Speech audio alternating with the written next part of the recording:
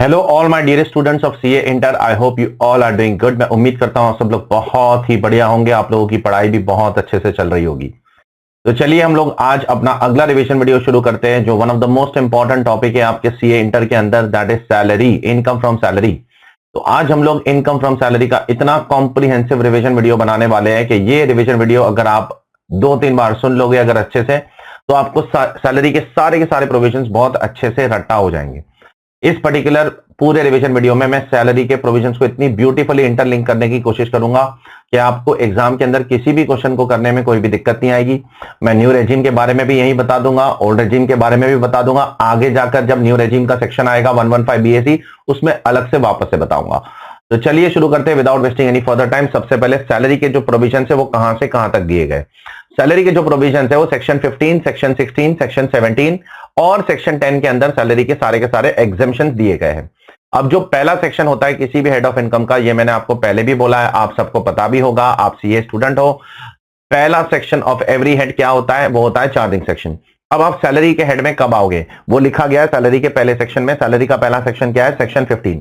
Salary के head में आने के लिए आपको क्या होना जरूरी है? एम्प्लॉयर और एम्प्लॉय का रिलेशनशिप होना चाहिए। मास्टर सर्वेंट रिलेशनशिप, मालिक और नौकर का रिलेशनशिप होना बहुत जरूरी है अगर आपको सैलरी के अंदर आना है तो। ठीक है, तो जो कॉन्ट्रैक्ट होगा ना आपके बीच में और आपके मालिक के बीच में, उसमें लिखा होना चाहिए that there is an employer employee relationship. दूसरी चीज, सैलरी क्या बेसिस पे टैक्स होती है?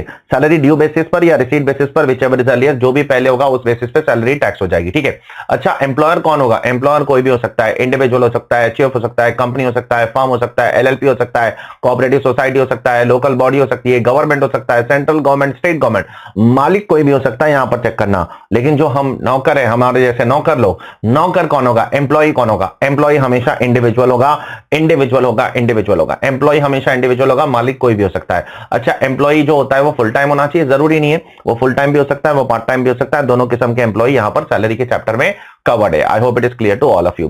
तो एम्प्लॉयर एम्प्लॉय रिलेशनशिप होना चाहिए, जैसे कि मैंने बोला कॉन्ट्रैक्ट ऑफ सर्विस होना चाहिए दोनों के बीच में, और जहां पर एम्प्लॉयर आपको बताएगा कब करना है कोई काम, कैसे करना है कोई काम, और कितने समय तक करना है कोई काम, ये सब कुछ आपको आपका एम्प्लॉयर बताएगा। ये बातें लिखी गई है, what to do, how to do, when to do, कब करना है, कैसे करना है, कब करना है, क्यों करना है, कैसे करना है, ये सब एम्प्लॉयर बताएगा और उसके इशारे पे आपको काम करना पड़ेगा। नेक्स्ट, अगर मुझे जो सैलरी मिल रही है अगर वो मैं त्याग देता हूं, फोरगो कर देता हूं, तो क्या मेरे हाथ में वो सैलरी माफ हो जाएगी? ऐसा कुछ नहीं है। सैलरी फोरगो कर दोगे तो आप अपनी टैक्स लायबिलिटी से बच नहीं जाओगे, उसके बावजूद भी आपको टैक्स तो देना ही पड़ेगा। ये आपका एप्लीकेशन ऑफ इनकम है, ये आपने कमाया है पहले सैलरी, उसके बाद त्याग दोगे। बिना कमाए थोड़ी त्याग सकते हो। एक बार आपने जो चीज कमा ली उस पर आपको टैक्स देना ही पड़ेगा। मॉरल ऑफ द स्टोरी ये है कि सैलरी त्याग भी दोगे तो आपको टैक्स तो देना ही है, आपके पास कोई ऑप्शन नहीं है। लास्ट बट नॉट लीस्ट, कि अगर मैंने ये सैलरी सेंट्रल गवर्नमेंट को त्याग दी तो क्या तब भी मुझे टैक्स देना पड़ेगा?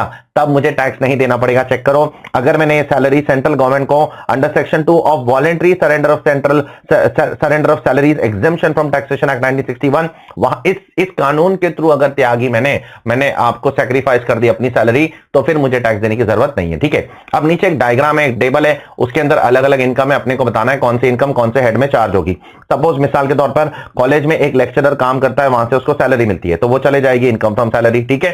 लेकिन वही लेक्चरर अगर यूनिवर्सिटी का पेपर सेट करता है या पेपर चेकिंग करता है, तो फिर वो तो यूनिवर्सिटी के लिए कर रहा है ना, यूनिवर्सिटी का नौकर थोड़ी, वो तो कॉलेज का नौकर है। यूनिवर्सिटी के लिए तो बाहर से काम कर रहा है, तो वो चला जाएगा इनकम फ्रॉम अदर सोर्स। ठीक है। उसी तरीके से पार्टनरशिप फर्म से जो पार्टनर को सैलरी मिलती है या इंटरेस्ट मिलता है, वो कहां जाएगा? वो सैलरी में नहीं जाएगा, वो पीजीबीपी में जाता है। वो अपन ने आगे देखा भी है, सेक्शन 28 में स्पेसिफिक चार्जिंग सेक्शन है उसके ऊपर। उसी तरीके से जो एमपीज है, एमएलएज है, एमएलसीज है, सरकारी लोग है, ये गवर्नमेंट के जो ऑफिशियल्स है, मतलब ऑफिशियल्स नहीं, सारे ऑफिशियल्स नहीं, जो member of parliament, member of legislative assembly, इनको जो सरकार से सैलरी मिलती है उसका क्या होगा? वो भी आईएफओएस में टैक्सेबल होता है। सर, डायरेक्टर को जो कमीशन मिलता है कंपनी से, उसका क्या होगा? वो डिपेंड करता है क्या मिलता है, कब मिलता है, क्या कैपेसिटी में मिलता है। अगर वो एम्प्लॉय कैपेसिटी में मिल रहा है, डायरेक्टर को एम्प्लॉय कैपेसिटी में मिल रहा है, तो वो सैलरी में जाएगा, और ओवर एंड अबव एम्प्लॉय मिल रहा है तो वो कहां चला जाएगा? Income from other source. तो डिपेंड करता है कि कौन सी चीज सैलरी में आएगी, कौन सी चीज नहीं आएगी। अब ऑब्वियसली ये सैलरी में ये हमने पढ़ लिया, ये आईएफओएस, ये पीजीबीपी, ये आईएफओएस, ये पीजीबीपी, ये आईएफओएस, ये सब हम लोग आगे जाकर पढ़ने वाले हैं। लेकिन यहां पर एक मैक्रो चार्ट हमने बना के डाल दिया है,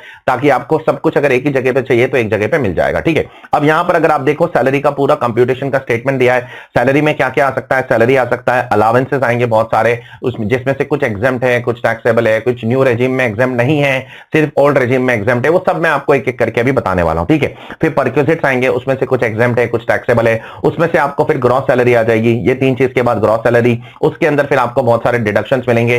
सैलरी के अंदर प्रोफेशनल टैक्स का डिडक्शन मिलता है, एंटरटेनमेंट अलाउंस का मिलता है, फिर स्टैंडर्ड डिडक्शन मिलता है। ये सारी चीजें आपको मिलती है। इन सब के बारे में एक एक करके अभी हम लोग बात करने वाले हैं। ये सिर्फ एक ब्रेकअप है पूरी सैलरी का।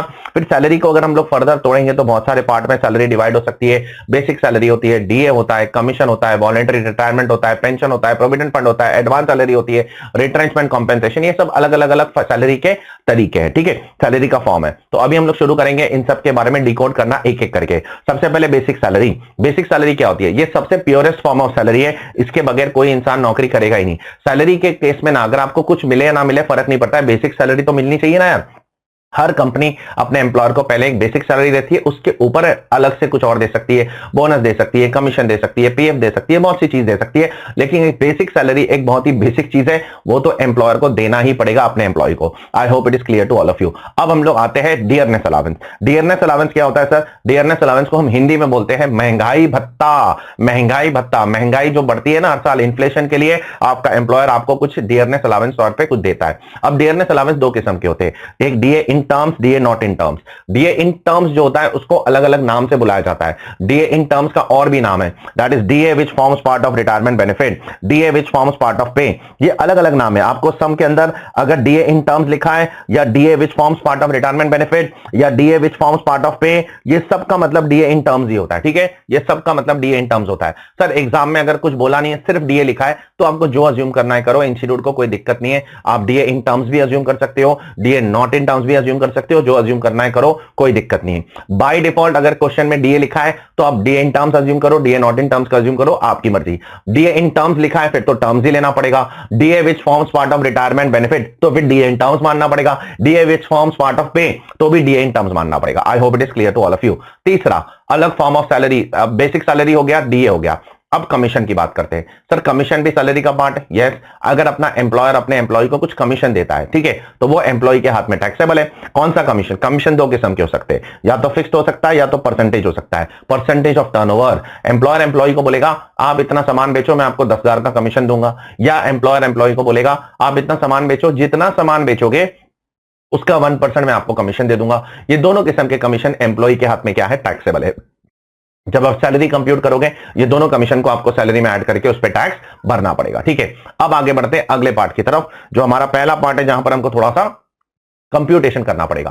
पहला, वॉलेंटरी रिटायरमेंट एग्जेम्पशन। सबसे पहले वॉलेंटरी रिटायरमेंट क्या होता है? मैं देखो, मैं सपोज 50 साल का हो गया, 55 साल का हो गया, मेरी रिटायरमेंट की एज नहीं हुई अभी तक, मैं 50 साल का हूं, मैं 60 साल पे रिटायर होना चाहिए मुझे, लेकिन मैं 50 साल पे थक गया हूं, मुझे काम नहीं करना है, तो मैं रिटायरमेंट वॉलेंटरीली लेना चाहता हूं। तो मैंने अपनी कंपनी को बोला कि भाई मुझे अभी और काम नहीं करना है, मैं वॉलेंटरीली रिटायर होना चाहता हूं, तो कंपनी मुझे एक कॉम्पेंसेशन देती है। तो वो कॉम्पेंसेशन मेरे हाथ में टैक्सेबल है, लेकिन उसमें से कुछ पोर्शन गवर्नमेंट ने सेक्शन 10(10)(c) के अंदर माफ कर दिया। ठीक है, अब कितना माफ किया है? तो जो आपको वीआरएस का पैसा मिलेगा उसमें से कितना माफ किया है? लोअर ऑफ द 4, इन चारों में से जो लोएस्ट है उतना माफ करेंगे। अब 4 में क्या क्या आता है? सबसे पहले जो आपको एक्चुअल वीआरएस मिला वो आपको यहां लिखना पड़ेगा। उसके बाद मैक्सिमम लिमिट जो गवर्नमेंट ने बोली है वो 5 लाख रुपए, 5 लाख से ज्यादा तो हम माफ नहीं करने वाले। ठीक है, तीसरा वाला बहुत ज्यादा ध्यान से सुनना, जो भी आपका सैलरी पर मंथ है सैलरी पर मंथ है, उसको आप 3 महीने से मल्टीप्लाई करो, 3 महीने से मल्टीप्लाई करो, और फिर आप number of years of completed years of service को काउंट करो।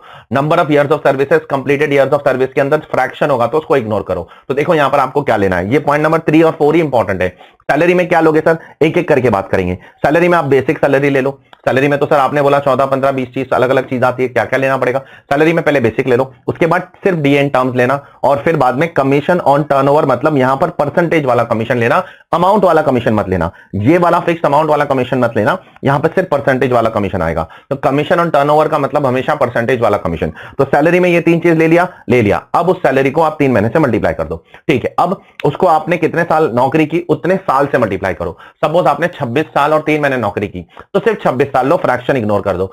26 साल और 10 महीने नौकरी की तो तब भी 26 साल लो, फ्रैक्शन इग्नोर करना है, फ्रैक्शन आग बंद करके इग्नोर करना है। सर 26 साल और 11 महीने और 25 दिन काम किया तो तब भी 26 साल लेना है, फ्रैक्शन इग्नोर करना है। तो याद रखना वीआरएस में आपको फ्रैक्शन नहीं लेना है। और लास्ट वाला सैलरी पर मंथ, जो भी आपका सैलरी है ये सेम ही अमाउंट होगा जो पॉइंट नंबर सी में लिया था, वही अमाउंट होगा, multiply by number of balance month of service. अब आपके रिटायरमेंट के लिए कितना समय बचा हुआ है उतने नंबर ऑफ मंथ से उसको मल्टीप्लाई कर दो, ठीक है। सपोज अगर आपका 55 साल की एज हो गई है और अभी आप 60 साल में आपका रिटायरमेंट होने वाला है, तो बैलेंस मंथ कितना हो गया, 5 साल हो गया। 5 साल मतलब कितने महीने हो गए, 60 महीने। तो 60 महीने से मल्टीप्लाई कर दो, तो यहां पर आपको आंसर आ जाएगा पॉइंट नंबर डी। इन चारों में से जो भी लोएस्ट है वो आपका क्या हो जाएगा, वो आपका हो जाएगा VRS exemption. I hope it is clear to all of you. चलिए आगे बढ़ते हैं towards the next part, that is pension. एक बहुत इंपॉर्टेंट पार्ट है सैलरी के चैप्टर के अंदर। पेंशन के अंदर कितनी पेंशन टैक्सेबल होगी, कितनी पेंशन एग्जेम्प्ट होगी, उन सब चीजों के बारे में बात करेंगे। सबसे पहले गवर्नमेंट ने सारी पेंशन को दो कैटेगरी में डिवाइड किया है, अनकम्यूटेड पेंशन और कम्यूटेड पेंशन। सर क्या फर्क है दोनों में? अनकम्यूटेड पेंशन जो होती है वो होती है मंथली पेंशन। जो मंथली पेंशन आप लेते हो उसको बोलते हैं अनकम्यूटेड पेंशन। और जो आप लमसम ले लेते हो कंपनी से, गवर्नमेंट को बोल के कि नहीं मुझे लमसम दे दो, बाद में मंथली मुझे मत देना, तो उसको बोलते हैं कम्यूटेड पेंशन। अब दोनों में फर्क क्या है और दोनों की टैक्सेबिलिटी में क्या फर्क है? जो अनकम्यूटेड पेंशन है ना, ये पीरियोडिक पेमेंट है, मंथली पेमेंट है, ये सबके लिए टैक्सेबल है। सबके लिए मतलब अगर आप गवर्नमेंट एम्प्लॉय है तो भी टैक्सेबल है, और अगर आप प्राइवेट एम्प्लॉय है तो भी टैक्सेबल है। ये सबके लिए टैक्सेबल है, सबके लिए टैक्सेबल है, सबके लिए टैक्सेबल है, हमेशा याद रखना। मंथली पेंशन सबके लिए टैक्सेबल है। अब बात करते हैं कम्यूटेड पेंशन। कम्यूटेड पेंशन किसके लिए टैक्सेबल है? सर कम्यूटेड पेंशन भी अगर गवर्नमेंट एम्प्लॉय है तो फुल्ली एग्जेम्प्ट है, फुल्ली माफ है, फुल्ली माफ है, फुल्ली माफ है। गवर्नमेंट एम्प्लॉय के लिए फुल्ली माफ है। अब बच गया कौन? कम्यूटेड पेंशन मतलब लमसम पेंशन अगर प्राइवेट एम्प्लॉय अगर लेता है तो उसके लिए कितना माफ है? उसके लिए अभी चेक करना पड़ेगा उसको ग्रेजुएटी मिलती है कि नहीं मिलती है। अगर ग्रेजुएटी मिलती है तो समझ लेने का कि वो अमीर आदमी है, और अगर ग्रेजुएटी नहीं मिलती है तो समझ लेने का वो गरीब आदमी है। अगर अमीर आदमी है तो एग्जाम्पशन कम मिलेगा, अगर गरीब आदमी है तो एग्जाम्पशन ज्यादा मिलेगा, ठीक है। ये चीज दिमाग में रखना। तो ग्रेजुएटी रिसीव्ड और नॉट, अगर ग्रेजुएटी मिलती है, यस ग्रेजुएटी मिलती है मतलब अमीर आदमी है, तो उसका कितना एग्जाम्पशन मिलेगा? उसको सिर्फ 1/3 ऑफ टोटल पेंशन एग्जेम्प्ट होगा, 2/3 उसके हाथ में टैक्सेबल हो जाएगा, ठीक है। और अगर उसको ग्रेजुएटी नहीं मिलती है, ग्रेजुएटी उसको नहीं मिलती है मतलब गरीब आदमी है, गरीब आदमी है, तो उसका आधा, half of the total pension हम लोग क्या कर देंगे, माफ करवा देंगे और हाफ टैक्सेबल करवा देंगे। अब यहां पर जब आप टोटल पेंशन लेते हो ना, मैक्सिमम बच्चों से यही गलती होती है, जब आप 1/3 ऑफ टोटल पेंशन या हाफ ऑफ टोटल पेंशन लेते हो ना, तो इस टोटल पेंशन के अंदर है ना दोनों आ जाना चाहिए, कम्यूटेड पेंशन भी आ जाना चाहिए, अनकम्यूटेड पेंशन भी आना चाहिए, दोनों के दोनों आना चाहिए। अगर ये दोनों नहीं लोगे ना तो आंसर आपका गलत हो जाएगा। तो जब आप टोटल पेंशन लेते हो ना तो इसके अंदर कम्यूटेड भी आ जाएगा और अनकम्यूटेड भी आ जाएगा, कम्यूटेड भी आ जाएगा, अनकम्यूटेड भी आ जाएगा, ये चीज दिमाग में रखना, ठीक है। तो अगर क्वेश्चन में दिया गया है 3 लाख रुपया आपका कम्यूटेड है और ये 60% है, ठीक है, 3 लाख आपका कम्यूटेड है और ये 60% है, तो टोटल कितना आएगा? 3 लाख को 60% से डिवाइड करने का, तो 3 लाख को 60% से डिवाइड करेंगे तो कितना आ जाएगा? 5 लाख रुपया आपका आ जाएगा टोटल पेंशन। क्योंकि अगर 3 लाख 60% है कम्यूटेड तो बचा हुआ 40% 2 लाख अनकम्यूटेड होगा, दोनों मिलाकर कितना हो जाएगा? 5 लाख। आपको यहां पर 5 लाख का 1/3 और 5 लाख का हाफ लेना पड़ेगा। ये गलती मेजॉरिटी स्टूडेंट से होती है, ये क्लास में मैंने आपको बोला भी था, तो ये भूलना मत, ठीक है। अब उसके नीचे एक पॉइंट है, वो हम लोग चैप्टर 6 के साथ बाद में देख लेंगे कि मैच्योरिटी पे क्या होता है जब पेंशन की मैच्योरिटी होती है। अब आते हैं हम लोग सैलरी के सबसे बड़े पार्ट की तरफ। सबसे अतरंगी पार्ट सैलरी का वो है provident fund. Provident fund income tax में 4 किस्म के, चारों प्रोविडेंट फंड के बारे में हम लोग आज डिटेल में बात कर लेंगे। सबसे पहला प्रोविडेंट फंड है स्टैट्यूटरी प्रोविडेंट फंड। ये कौन सा प्रोविडेंट फंड होता है? पहले सबके बारे में इन नेचर बता देता हूं। स्टैट्यूटरी प्रोविडेंट फंड होता है गवर्नमेंट का provident fund. Second, recognised provident fund. Recognised provident fund government का फंड नहीं है, प्राइवेट फंड है, लेकिन उसको इनकम टैक्स वाले रिकॉग्निशन देते हैं, कमिश्नर ऑफ इनकम टैक्स उसके लिए सर्टिफिकेट देता है। तीसरा होता है unrecognised provident fund. Unrecognised provident fund को कोई इनकम टैक्स वालों से सर्टिफिकेट नहीं मिलेगा। और चौथा है public provident fund. Public provident fund वो होता है जिसमें हर कोई पैसा लगाता है, एम्प्लॉयर एम्प्लॉय होना जरूरी नहीं है, उसमें आप भी पैसा लगा सकते हो, मैं भी लगा सकते हो, बिजनेस वाला भी लगा सकता है, कैपिटल गेन्स वाला भी लगा सकता है, आईएफओएस वाला भी लगा सकता है। पब्लिक प्रोविडेंट फंड जो होता है उसमें एम्प्लॉयर एम्प्लॉय का नाटक वो सब नहीं है, ठीक है। अब पब्लिक प्रोविडेंट फंड के लिए आप बैंक में जाओ, पीपीएफ का अकाउंट खोलो, उसमें पैसा लगा दो।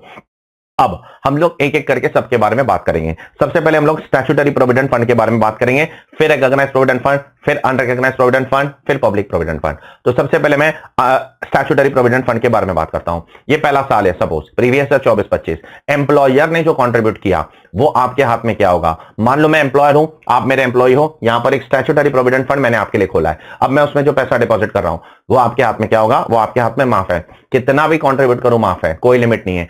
10,000 कंट्रीब्यूट करो, 20,000 कंट्रीब्यूट करो, 1 लाख कंट्रीब्यूट करो, 2 लाख कंट्रीब्यूट करो, 10 लाख कंट्रीब्यूट करो, स्टैट्यूटरी प्रोविडेंट फंड एम्प्लॉय के हाथ में पूरा का पूरा माफ है। अच्छा, एम्प्लॉय का जो कंट्रीब्यूशन है, एम्प्लॉय जो अपना कंट्रीब्यूशन लेगा उसको एटीसी में डिडक्शन मिल जाएगा, लेकिन याद रखना एटीसी में सिर्फ ओल्ड रेजिम में डिडक्शन मिलता है, न्यू रेजिम में डिडक्शन नहीं मिलता है। तो ये वाला जो डिडक्शन है सिर्फ ओल्ड रेजिम में मिलेगा, न्यू में तो वैसे भी नहीं मिलेगा। अब हम लोग आते हैं इंटरेस्ट के ऊपर। सर अब जो प्रोविडेंट फंड में एम्प्लॉयर ने जमा किया, एम्प्लॉय ने जमा किया, उसके ऊपर इंटरेस्ट अक्रू होगा, वो इंटरेस्ट भी आपके हाथ में एग्जेम्प्ट है subject to a note, note number 2, उस पे बाद में जाकर हम लोग बात करेंगे, ठीक है। वो नोट नंबर 2 बहुत जगह पर आएगा, यहां भी आएगा, यहां भी आएगा, तो वो सब हम लोग बाद में बात कर लेते हैं, ठीक है, थोड़ी देर बाद। तो ये 3 चीज अपने को सबसे पहले देखना है, हर सेक्शन के अंदर ये 3 चीज अपने को सबसे पहले देखना है। चारों प्रोविडेंट फंड के लिए पहले ये 3 चीज देखना है कि एम्प्लॉयर कॉन्ट्रीब्यूशन का क्या होगा, एम्प्लॉय कॉन्ट्रीब्यूशन का क्या होगा, और जो साल के एंड पे जो इंटरेस्ट जमा होगा उसका क्या होगा, ठीक है। अब बात करते हैं रिकॉग्नाइज्ड प्रोविडेंट फंड की। रिकॉग्नाइज्ड प्रोविडेंट फंड में भी जो एम्प्लॉयर कंट्रीब्यूट कर रहा है ना, एम्प्लॉयर यहां पर भी माफ है, लेकिन यहां पर एक लिमिट डाल के रखिए, अप टू 12% ऑफ सैलरी माफ होगा, उससे ज्यादा माफ नहीं होगा। एम्प्लॉयर अगर 12% ऑफ सैलरी से ज्यादा कंट्रीब्यूट करता है तो गवर्नमेंट माफ नहीं करेगी। सर सैलरी का मतलब क्या है, सैलरी का मतलब वही सेम है जो वीआरएस में था, basic plus DA in terms, basic plus DA in terms plus turnover वाला कमीशन, मतलब परसेंटेज वाला कमीशन। तो अगर मान लो 1 लाख रुपया सैलरी है और एम्प्लॉयर कंट्रीब्यूट कितना कर रहा है, 15,000 कंट्रीब्यूट कर रहा है, तो 12,000 रुपया माफ हो जाएगा, 3,000 रुपया एम्प्लॉय के हाथ में टैक्सेबल हो जाएगा। एटीसी का डिडक्शन यहां पर मिलेगा, एम्प्लॉय जो कंट्रीब्यूट कर रहा है उसको एटीसी में डिडक्शन मिल जाएगा, कोई दिक्कत नहीं है, लेकिन अगेन ओल्ड रेजिम में मिलेगा, न्यू रेजिम में एटीसी का डिडक्शन नहीं मिलता है। नेक्स्ट वाला इंटरेस्ट जो जमा हो रहा है, सर उसका क्या होगा, इंटरेस्ट जो जमा हो रहा है उसका ये होगा कि 9.5% तक का जो इंटरेस्ट है वो माफ होगा, उससे ज्यादा अगर इंटरेस्ट अगर दे रहा है पीपीएफ वाला, प्रोविडेंट फंड वाला, तो वो इंटरेस्ट आपके हाथ में माफ नहीं होगा। तो मान लो अगर 1 लाख का प्रोविडेंट फंड है और अगर इंटरेस्ट 12,000 मिल रहा है आपको, तो 12% इंटरेस्ट मिल रहा है, लेकिन माफ कितना है, सिर्फ 9.5%, 9,500 माफ है, तो जो 2,500 रुपया बच गया, 2,500 बच गया, वो 2,500 आपके हाथ में टैक्सेबल हो जाएगा। ये किसकी बात है, रिकॉग्नाइज्ड प्रोविडेंट फंड की। अब अनरिकॉग्नाइज्ड प्रोविडेंट फंड की बात करते हैं। एम्प्लॉयर जो कंट्रीब्यूट करेगा वो माफ है, पूरा माफ है, just like statutory provident fund की तरह पूरा माफ है।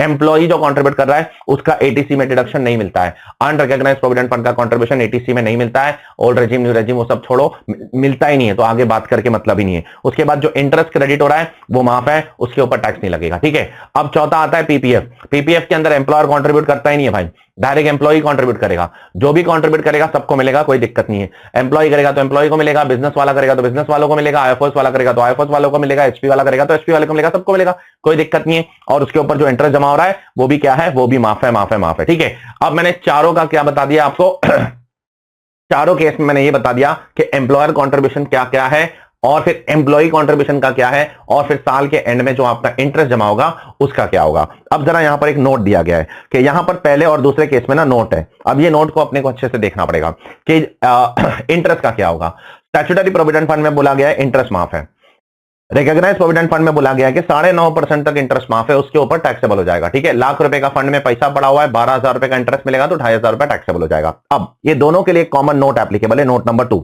वो नोट क्या बोलती है, वो नोट कुछ बातें बोलती है, बहुत ज्यादा इंपॉर्टेंट बातें बोलती है। नोट बहुत ज्यादा ध्यान से सुनना, ये नोट को आपको बहुत अच्छे से समझना पड़ेगा। ये नोट बोलती है कि अगर एम्प्लॉयर प्लस एम्प्लॉई दोनों कंट्रीब्यूट कर रहे हैं, ठीक है, एम्प्लॉयर भी कंट्रीब्यूट कर रहा है, एम्प्लॉय भी कंट्रीब्यूट कर रहा है। पॉइंट नंबर 1 ये बात कर रहा है। पॉइंट नंबर 2 क्या बात कर रहा है, ये सिर्फ एम्प्लॉय कंट्रीब्यूट कर रहा है। पहले ये बात समझो, पॉइंट नंबर 1 में क्या बोल रहा है, एम्प्लॉयर भी कंट्रीब्यूट कर रहा है, एम्प्लॉय भी कंट्रीब्यूट कर रहा है। पॉइंट नंबर 2 में कौन कंट्रीब्यूट कर रहा है, सिर्फ एम्प्लॉय कंट्रीब्यूट कर रहा है। अब ध्यान से सुनना, अगर दोनों कंट्रीब्यूट कर रहे हैं, दोनों कंट्रीब्यूट कर रहे हैं, देन एग्जेम्पशन कितना मिलेगा मालूम, not available for interest accrued in the previous year to the extent it relates to contribution made by that person or employee exceeding 2,50,000 in any previous year। तो मान लो एम्प्लॉयर कंट्रीब्यूट कर रहा है, employ भी contribute कर रहा है। अब ये नोट किसके लिए, सिर्फ इंटरेस्ट ऑन एम्प्लॉयज कंट्रीब्यूशन के लिए। ये चीज भी समझो आप, ये एम्प्लॉयर के कंट्रीब्यूशन के इंटरेस्ट के ऊपर नोट नहीं है, बात समझो, वापस से ऊपर आना, ठीक है। ये कॉम्प्लिकेटेड इशू है। यहां पर जो इंटरेस्ट क्रेडिट होगा ये किस किस के कंट्रीब्यूशन पे होगा, एम्प्लॉयर के कंट्रीब्यूशन पे इंटरेस्ट थोड़ा सा आएगा और थोड़ा इंटरेस्ट एम्प्लॉय के कंट्रीब्यूशन पे आएगा, दोनों के कंट्रीब्यूशन पे थोड़ा थोड़ा इंटरेस्ट आएगा। जो एम्प्लॉयर कंट्रीब्यूशन वाला इंटरेस्ट है ना, ये दोनों सेक्शन, ये दोनों के लिए, इसके लिए भी इसके लिए भी, वो तो फुल्ली एग्जेम्प्ट है, उसमें कोई टेंशन ही नहीं है, ठीक है। वो एग्जेम्प्ट है, वो एग्जेम्प्ट है, वो एग्जेम्प्ट है, वो एग्जेम्प्ट है, उसमें कोई टेंशन नहीं है, ठीक है। यहां पर आपको 9.5% का चेक करना पड़ेगा, बाकी अदरवाइज एग्जेम्प्ट है। लेकिन जो एम्प्लॉय कंट्रीब्यूशन वाला इंटरेस्ट है ना, इस पे आपको थोड़ा सा ध्यान देना पड़ेगा। एम्प्लॉय कंट्रीब्यूशन वाला इंटरेस्ट, उसके लिए नीचे नोट डाल के रखा है कि अगर दोनों कंट्रीब्यूट कर रहे हैं, एम्प्लॉयर भी कंट्रीब्यूट कर रहा है, एम्प्लॉई भी कंट्रीब्यूट कर रहा है, तो एम्प्लॉई अगर 2.5 लाख के ऊपर कंट्रीब्यूट कर रहा है ना, 2.5 लाख के ऊपर, तो जो एक्सेस अमाउंट का इंटरेस्ट है ना वो माफ नहीं होगा। मिसाल के तौर पर अगर पॉइंट नंबर 1 के अंदर एम्प्लॉई 4 लाख कंट्रीब्यूट कर रहा है, ठीक है, तो 2.5 लाख रुपए तक का जो इंटरेस्ट आएगा ना, 2.5 लाख रुपए के कंट्रीब्यूशन पे जो इंटरेस्ट आएगा वो तो माफ कर देंगे, लेकिन जो बचा हुआ 1.5 लाख रुपए पे जो इंटरेस्ट है ना, 2.5 लाख के ऊपर जो आप कंट्रीब्यूट कर रहे हो उसका जो इंटरेस्ट है ना वो माफ नहीं होगा, ठीक है।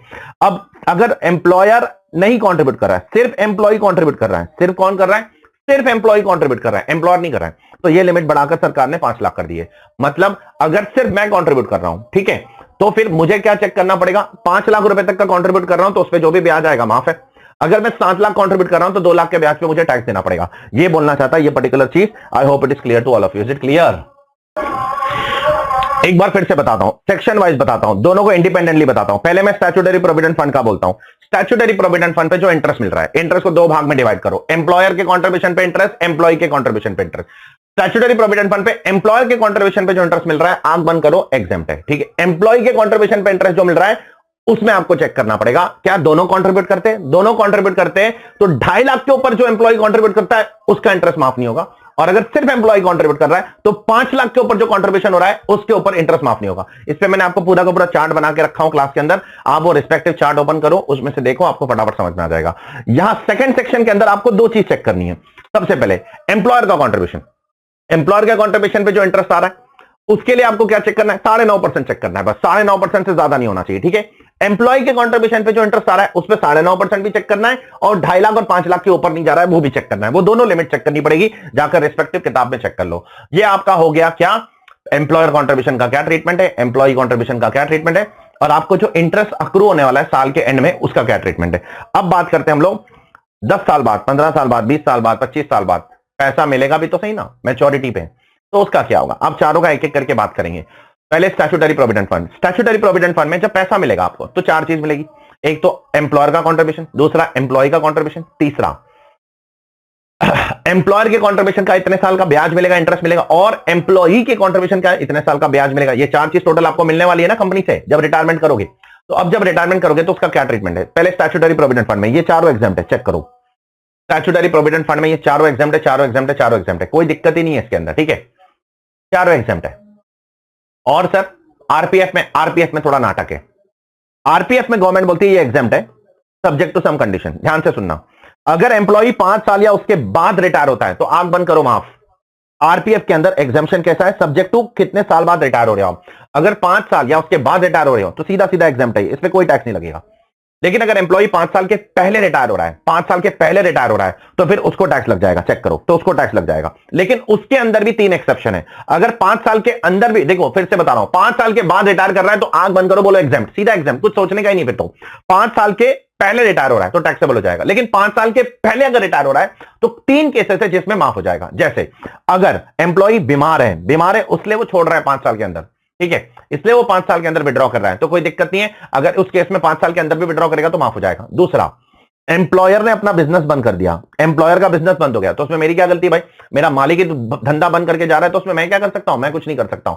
तीसरा, बहुत ज्यादा ध्यान से सुनना, अगर एम्प्लॉई अपना पैसा ट्रांसफर करता है कहां से, आरपीएफ से एक नए एम्प्लॉयर को, दूसरी जगह नौकरी करने चला गया, मैं यहां से नौकरी छोड़कर दूसरी जगह चला गया तो मैं दूसरे एम्प्लॉयर के पास पैसा ट्रांसफर करता हूं या नेशनल पेंशन सिस्टम में पैसा ट्रांसफर करता हूं तो भी मुझे टैक्स देने की जरूरत नहीं है। फिर से बता रहा हूं, आरपीएफ का पैसा 5 साल या उसके बाद लोगे तो आंख बंद करके टैक्स है, 5 साल के पहले लोगे सॉरी आंख बंद करके माफ है।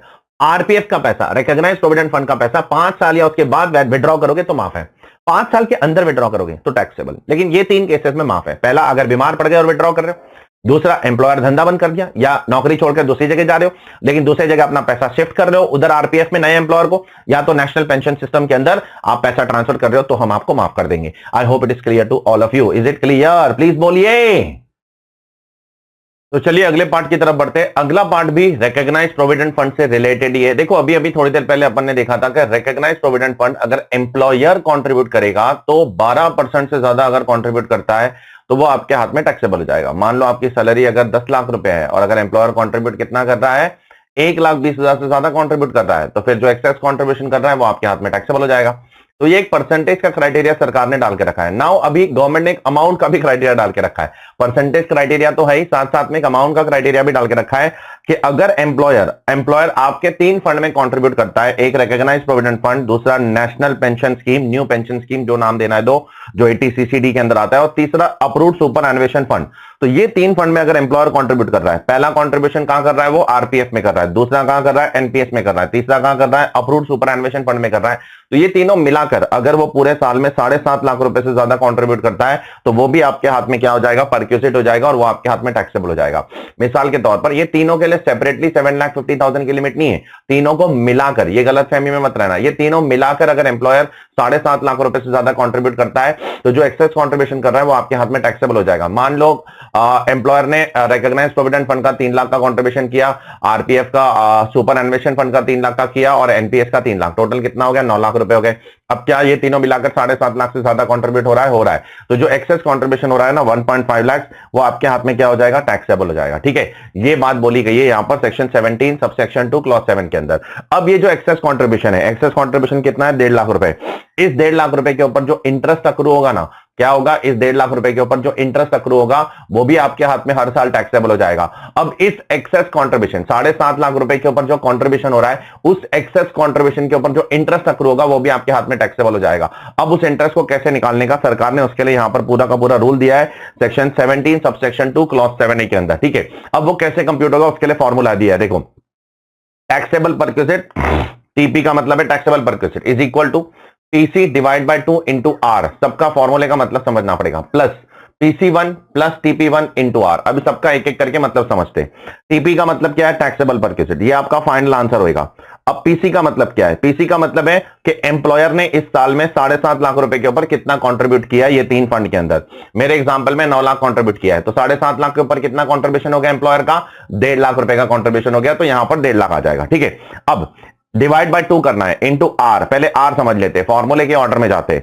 आर क्या है, R is I upon F average. अब आप बोलोगे आई क्या है, आई क्या है, आई आपका करंट ईयर में आपने कितना इनकम कमाया, aggregate amount of income accrued during the current previous year, वो आपका आई हो जाएगा। ठीक है, अब ये आई निकालना ना सबसे इंपॉर्टेंट है। आई कैसे निकालने का होता है पता है, closing balance of the fund, fund का क्लोजिंग बैलेंस लेने का, उसमें से ओपनिंग बैलेंस माइनस कर देने का। ठीक है, फंड का क्लोजिंग बैलेंस, आरपीएफ का क्लोजिंग बैलेंस लेने का, उसमें से ओपनिंग बैलेंस माइनस कर देने का, उसमें से करंट ईयर का एम्प्लॉयर का कंट्रीब्यूशन माइनस कर दो, करंट ईयर का एम्प्लॉय का कंट्रीब्यूशन माइनस कर दो। अब जो भी बच जाएगा वो क्या होगा, वो इनकम ही होगी ना आपकी, और क्या होगा। अरे भाई, ओपनिंग बैलेंस प्लस मैंने जो कंट्रीब्यूट किया, एम्प्लॉय ने जो कंट्रीब्यूट किया, प्लस इंटरेस्ट मिलाकर ही तो क्लोजिंग बैलेंस आता है। तो बैकवर्ड कैलकुलेशन करो, क्लोजिंग बैलेंस लो, उसमें से ओपनिंग माइनस करो, उसमें से एक एम्प्लॉयर का कंट्रीब्यूशन माइनस करो, उसमें से एम्प्लॉय का कंट्रीब्यूशन माइनस करो, जो बच जाएगा वो इंटरेस्ट आ जाएगा आपका, वो आई में लिखना है। एफ एवरेज क्या लिखना है सर, एफ एवरेज में आपको फंड का एवरेज लिखना है। 1 अप्रैल को फंड का बैलेंस कितना था, 31 मार्च को फंड का बैलेंस कितना था, डिवाइड बाय 2, वो आपका एफ एवरेज हो जाएगा। ठीक है, ये करने के बाद आपको जो भी आएगा वो आ जाएगा आर, आर से उसको मल्टीप्लाई करो, आपका आंसर आ गया। अब उसके आगे क्या है, प्लस PC1 क्या है सर, PC1 क्या है, चलो देखते हैं। अमाउंट और aggregate of amount of employer contribution in excess of 7.5 lakhs commencing on or after 1 April 2020 other than the current previous year।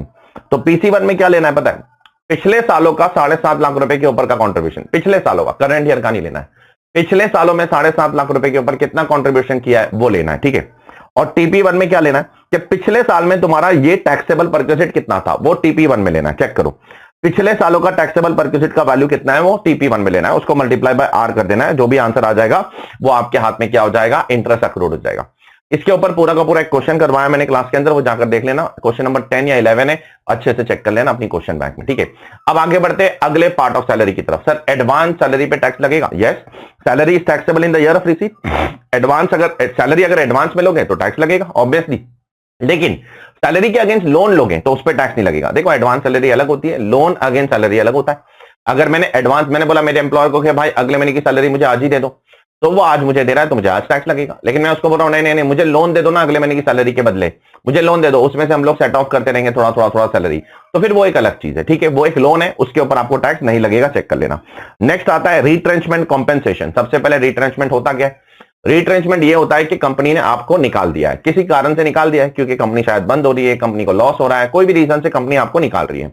अब कंपनी आपको निकाल रही है तो एक कॉम्पेंसेशन दे रही है, तो गवर्नमेंट बोलती है उस कॉम्पेंसेशन में से हम थोड़ा बहुत माफ कर देंगे। कितना माफ करेंगे वो यहां पर लिखा है, गवर्नमेंट बोलती है हम माफ करेंगे लोअर ऑफ द टू, दो अमाउंट दे रहे हैं उनमें से जो लोअर है उतना माफ कर देंगे। पहला अमाउंट तो बोला है मैक्सिमम 5 लाख रुपए माफ करेंगे, उससे ज्यादा माफ नहीं करने वाले।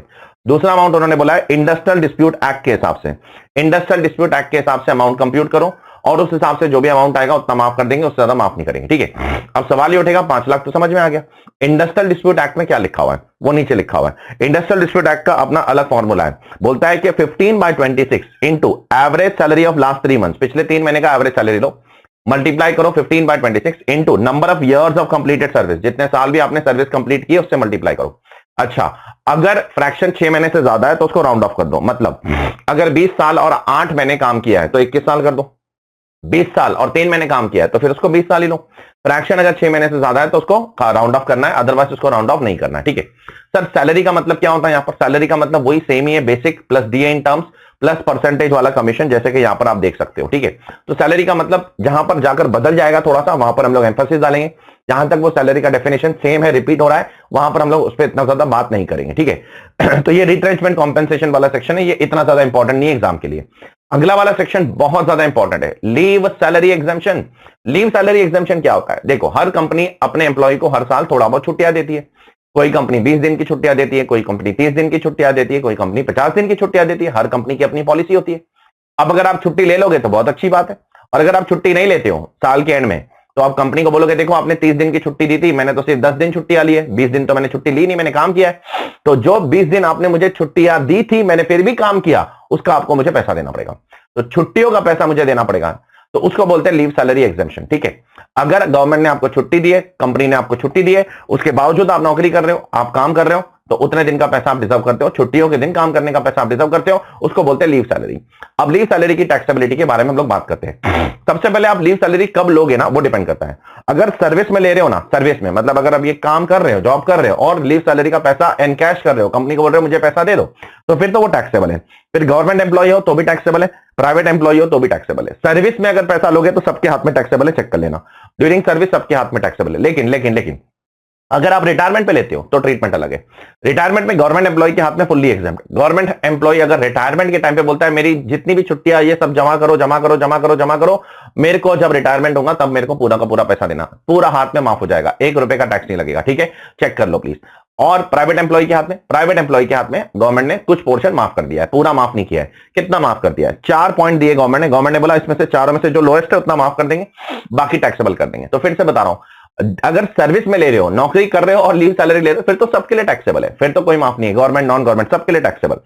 रिटायरमेंट पे ले रहे हो तो गवर्नमेंट के लिए माफ है, प्राइवेट एम्प्लॉय के लिए पार्टली माफ है। कितना माफ है चलो देखते हैं। पहले सिंपल सिंपल बातें करते हैं, जो एक्चुअली मिला है कंपेयर विद 25 लाख रुपीस। पहले एक्चुअल को कंपेयर करो 25 लाख से। अब 2 और पॉइंट है, point number 1, point number 2। Point number 1 और 2 पे आपको गौर करना है। देखो एक्चुअल अमाउंट तो क्वेश्चन में दिया होगा 25 लाख, आपको याद रखना पड़ेगा। 1 और 2 आपको कंप्यूट करना पड़ेगा। 1 क्या है? Leave credit. लीव क्रेडिट क्या होता है सर? लीव क्रेडिट का मतलब है कंपनी ने आपको कितनी लीव अलाउ की है माइनस कितनी लीव आपने ली है। कंपनी ने अगर आपको 25 दिन की लीव अलाउ की है और आपने लीव ली है 10 दिन की, तो लीव क्रेडिट हो गया 15 दिन। कंपनी ने आपको 30 दिन की लीव अलाउ की है और आपने लीव ली है 10 दिन की, तो लीव क्रेडिट हो गया 20 दिन। कंपनी ने आपको 40 दिन की लीव अलाउ की है और आप लीव ले रहे हो 10 दिन, तो अगर कंपनी 40 दिन भी लीव अलाउ करती ना, तो लीव अलाउड में आप मैक्सिमम 30 डेज से ज्यादा नहीं ले सकते हो। Leave allowed should be maximum 30 days और actual leave whichever is lower. Maximum 30 days से ज्यादा लीव अलाउड नहीं हो सकता है। तो कंपनी अगर आपको 40 दिन की भी लीव देती है ना, लीव अलाउड में आपको 40 नहीं लिखना है, लीव अलाउड में आपको 30 लिखना है। 30 से ज्यादा लिखना अलाउड ही नहीं है। गवर्नमेंट के हिसाब से 30 से ज्यादा लीव नहीं देना चाहिए। माइनस आपने कितना लीव लिया वो डिपेंड करता है। अगर पूरा लीव ले लिया है तो फिर तो कुछ लीव सैलरी का एग्जाम्पशन आएगा ही, और अगर लीव लिया है 10 दिन का तो फिर 20 दिन आपका हो जाएगा leave credit. I hope it is clear to all of you. तो लीव क्रेडिट क्या होता है? जितना कंपनी ने लीव अलाउ की है माइनस लीव अलाउ 30 डेज से ज्यादा नहीं हो सकता, माइनस आपने कितना लीव लिया है, multiply by average salary per month. अब एवरेज सैलरी पर मंथ कैसे निकालोगे? ये भी एक इंपॉर्टेंट पॉइंट है। कितने महीने का एवरेज? पिछले 10 महीने का एवरेज लेना पड़ेगा आपको। कितने महीने का? पिछले 10 महीने का। मतलब अगर दिसंबर में रिटायर हुआ ना, तो दिसंबर मंथ को मत काउंट करो, नवंबर से लेके पीछे 10 महीने तक जाओ और 10 महीने का एवरेज लेना पड़ेगा। ठीक है, चेक करो। Year of retirement, month of retirement को इग्नोर करना है। ठीक है, मंथ ऑफ रिटायरमेंट को इग्नोर करना है, फ्रैक्शन को भी इग्नोर करना है। तो सैलरी का मतलब क्या? सैलरी का मतलब वही बेसिक जो पहले था, basic plus DA in terms plus percentage वाला कमीशन। अभी तक सैलरी का डेफिनेशन बदला नहीं है, ग्रेजुएटी में जाके थोड़ा सा बदलेगा थोड़ी देर बाद। अभी तक तो सेम ही है, जब सब जगह पर ये 3 चीजें आती है सैलरी में।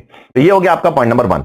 तो leave credit into average salary. कितने मंथ का एवरेज लोगे? पिछले 10 महीने का एवरेज। जिस मंथ में रिटायरमेंट लिया है वो मंथ का एवरेज नहीं लेना, वो मंथ नहीं लेना एवरेज के अंदर, पिछले 10 मंथ का एवरेज लेना। ठीक है, और उसको फिर मल्टीप्लाई कर दो लीव क्रेडिट से। और पॉइंट नंबर 2 क्या है, 10 मंथ एवरेज सैलरी, जो भी एवरेज सैलरी आएगा उसको मल्टीप्लाई बाय 10 कर देना, पॉइंट नंबर 2 भी आ जाएगा। ठीक है, I hope it is clear to all of you. अब आगे बढ़ते हैं हम लोग अरियर्स ऑफ सैलरी की तरफ। छोटे छोटे पॉइंट्स है, कुछ बड़े बड़े पॉइंट्स है, सारे के सारे पॉइंट देखेंगे, कॉम्प्रिहेंसिवली देखेंगे, एक भी पॉइंट हम लोग क्लास में छोड़ने नहीं वाले हैं। अरियर्स ऑफ सैलरी क्या होता है? अरियर्स ऑफ सैलरी मतलब पिछले साल की सैलरी अगर आज मिल रही है तो जब मिलेगी तब टैक्सेबल होगा, लेकिन अगर पिछले साल में आपने अक्रूवल बेसिस पे टैक्स भर दिया था तो अभी टैक्स नहीं लगेगा। कॉमन सेंस वाली बात है। अगर पिछले साल में आपने सैलरी पे अरियर्स पे ऑलरेडी अक्रूवल बेसिस पे, ड्यू बेसिस पे टैक्स भर दिया था तो अब उसका पैसा आज मिल रहा है तो वापस से टैक्स लगाना तो कोई सेंस नहीं बनता है। लेकिन अगर पिछले साल आपने अक्रूवल बेसिस पे टैक्स नहीं भरा था तो अब आपको रिसीट बेसिस पे उसको टैक्स भरना पड़ेगा। ठीक है, बोनस का क्या होगा? बोनस भी टैक्सेबल है आपके हाथ में। कब टैक्सेबल है सर? जब मिलेगा तब टैक्सेबल है। कंपनी अगर बोनस डिक्लेयर कर रही है या बोनस आउटस्टैंडिंग है तो आपके हाथ में टैक्सेबल नहीं होगा। Bonus is taxable in the year in which it is received. जब मिलेगा उस साल में बोनस आपके हाथ में टैक्सेबल होगा। बोनस अक्रूवल बेसिस पे टैक्सेबल नहीं होता है। ठीक है, बोनस रिसीट बेसिस पे टैक्सेबल होता है। Next one, approved superannuation fund. ये कैसा फंड होता है? ये भी एक प्रोविडेंट फंड जैसा फंड ही होता है और कुछ नहीं। इसके अंदर एम्प्लॉयर कंट्रीब्यूशन, अभी थोड़ी देर पहले देखा था हमने, 7.5 लाख रुपए तक माफ है, उसके ऊपर कंट्रीब्यूट करेगा तो टैक्सेबल है। इंटरेस्ट भी माफ है, लेकिन वो टीपी पीसी उसमें अगर आ गया तो टैक्सेबल है। लमसम जो रिटायरमेंट पे मिलेगा वो पूरा का पूरा एग्जेम्प्ट हो जाएगा, लमसम के ऊपर कोई टैक्स नहीं लगेगा। अनअप्रूव्ड सुपरएनुएशन फंड ये same as unrecognised provident fund की तरह ट्रीट होगा। जो अनअप्रूव्ड सुपरएनुएशन फंड है ना वो सेम टू सेम कैसे ट्रीट होगा? अनरिकॉग्नाइज्ड प्रोविडेंट फंड की तरह पूरा का पूरा ट्रीट होने वाला है। I hope it is clear to all of you. Is it clear? हाँ, अनरिकॉग्नाइज्ड प्रोविडेंट फंड से मेरे को एक याद आया, कुछ चीजें यहां पर मैंने मिस कर दिया था गलती से। बहुत सिंपल चीज थी, कोई महान चीज नहीं थी। अनरिकॉग्नाइज्ड प्रोविडेंट फंड का मैंने बोला था जब मैं सुपरएनुएशन फंड करवाऊंगा, मैं सोचा था जब सुपरएनुएशन फंड की बात करूंगा तब अनरिकॉग्नाइज्ड प्रोविडेंट फंड का ट्रीटमेंट भी बता दूंगा आपको। सेम ट्रीटमेंट है। और मैच्योरिटी पे क्या होगा? जो एम्प्लॉयर कॉन्ट्रीब्यूशन मिलेगा वो सैलरी में टैक्सेबल होगा। जो एम्प्लॉयर का इंटरेस्ट मिलेगा वो भी सैलरी में टैक्सेबल होगा। जो एम्प्लॉय कॉन्ट्रीब्यूशन होगा वो माफ होगा और जो इंटरेस्ट ऑन एम्प्लॉय कॉन्ट्रीब्यूशन होगा वो आईएफओएस में होगा। और पीपीएफ तो आप सबको पता है, पीपीएफ में एम्प्लॉयर कॉन्ट्रीब्यूट नहीं करता है। पीपीएफ के अंदर तो सब कुछ माफ है, ट्रिपल ही सिक्योरिटी होता है। जब आप कॉन्ट्रीब्यूट करोगे आपको एटीसी में डिडक्शन मिलेगा, आपके ऊपर कोई इंटरेस्ट का डिडक्शन इनकम नहीं लगने वाली, हर साल अक्रूवल बेसिस पे कोई टैक्स नहीं लगेगा, और जब आप विड्रॉ करोगे तब भी आपके हाथ में पूरा का पूरा एग्जाम हो जाता है। ठीक है, तो ये बहुत दो सिंपल चीजें थी, इसलिए मैंने इस पे पहले नहीं बात किया। मैंने सोचा जब हम जब हम सुपरएनुएशन फंड पे बात करेंगे तब साथ साथ में हम लोग उस पर भी बात कर लेंगे, क्योंकि इसका ट्रीटमेंट सेम एज व्हाट है, सेम एज सुपरएनुएशन फंड के जैसा ही है। ठीक है, I hope it is clear to all of you. अब बात करते हैं ग्रेजुइटी पे। ग्रेजुइटी का क्या ट्रीटमेंट है सर? ग्रेजुइटी का पैसा मिलेगा तो टैक्स लगेगा कि नहीं लगेगा? फिर से, अगर सर्विस में मिलेगा, लीव सैलरी जैसा, नौकरी के दौरान अगर लेते हो तो टैक्सेबल है सबके लिए। गवर्नमेंट एम्प्लॉय, प्राइवेट एम्प्लॉय सबके लिए टैक्सेबल है। नौकरी के दौरान लेते हो तो, नौकरी चल रही है बीच में ग्रेजुइटी का पैसा उठा रहे हो कंपनी से, टैक्सेबल हो जाएगा। रिटायरमेंट पे लूंगा तो, रिटायरमेंट पे तो गवर्नमेंट वालों के लिए फिर से टैक्सेबल है। दामाद जी है गवर्नमेंट एम्प्लॉय, तो दामाद होते हैं, आप लोगों ने नाम रखा है, मैंने नहीं रखा है। गवर्नमेंट एम्प्लॉय कौन होता है? सरकार के दामाद। तो दामाद जी के हाथ में पूरा का पूरा माफ है। बाकी प्राइवेट एम्प्लॉय के हाथ में, प्राइवेट एम्प्लॉय के हाथ में डिपेंड करता है क्या वो पोगा में कवर्ड है, क्या वो पोगा में नहीं कवर्ड है, उस हिसाब से उसकी एग्जाम्पशन यहां पर डिसाइड होगी। ठीक है, अब जरा ध्यान से सुनना। तो फिर से बोल रहा हूं, ग्रेजुइटी सर्विस में लूंगा पूरा का पूरा टैक्सेबल। रिटायरमेंट पे किसको मिल रहा है वो इंपॉर्टेंट है, गवर्नमेंट एम्प्लॉय को मिल रहा है पूरा माफ, प्राइवेट एम्प्लॉय को मिल रहा है, अब उस पर बात करेंगे। अगर वो पोगा में कवर्ड है तो कितना माफ है? पोगा में कवर्ड है तो जो एक्चुअल अमाउंट मिला वो कंपेयर विद 20 लाख। पोगा में नहीं कवर्ड है तो भी पहले दो चीज तो सेम ही है, देखो, एक्चुअल अमाउंट रिसीव्ड और 20 lakh, which ever is lower. ठीक है, पहले दो पॉइंट तो सेम है, सिर्फ तीसरे पॉइंट में थोड़ा सा डिफरेंस आता है। अगर वो एम्प्लॉय प्राइवेट एम्प्लॉय, गौर से सुनना, कब हम लोग यहां पर आएंगे इस डब्बे में, अगर वो एम्प्लॉय प्राइवेट है और रिटायरमेंट पे ग्रेजुइटी का पैसा ले रहा है तो कितना माफ होगा? 15/26 into last month salary into number of years of service. ठीक है, अब प्रोग्राम में कवर्ड है तो सैलरी क्या होगी? यहां सैलरी थोड़ा सा बदल गया, देखो यहां सैलरी बेसिक और डीए दोनों डीए आएगा, basic DA in terms, DA not in terms दोनों आ जाएगा। यहां पर सैलरी में क्या आएगा? बेसिक सैलरी आएगी और दोनों के दोनों डीए आ जाएंगे, दोनों के दोनों, बेसिक के साथ साथ DA in terms, DA not in terms. यहां पहली बार जाकर क्या हो रहा है, सैलरी का डेफिनेशन बदल रहा है। इससे पहले सैलरी का डेफिनेशन अलग हुआ करता था।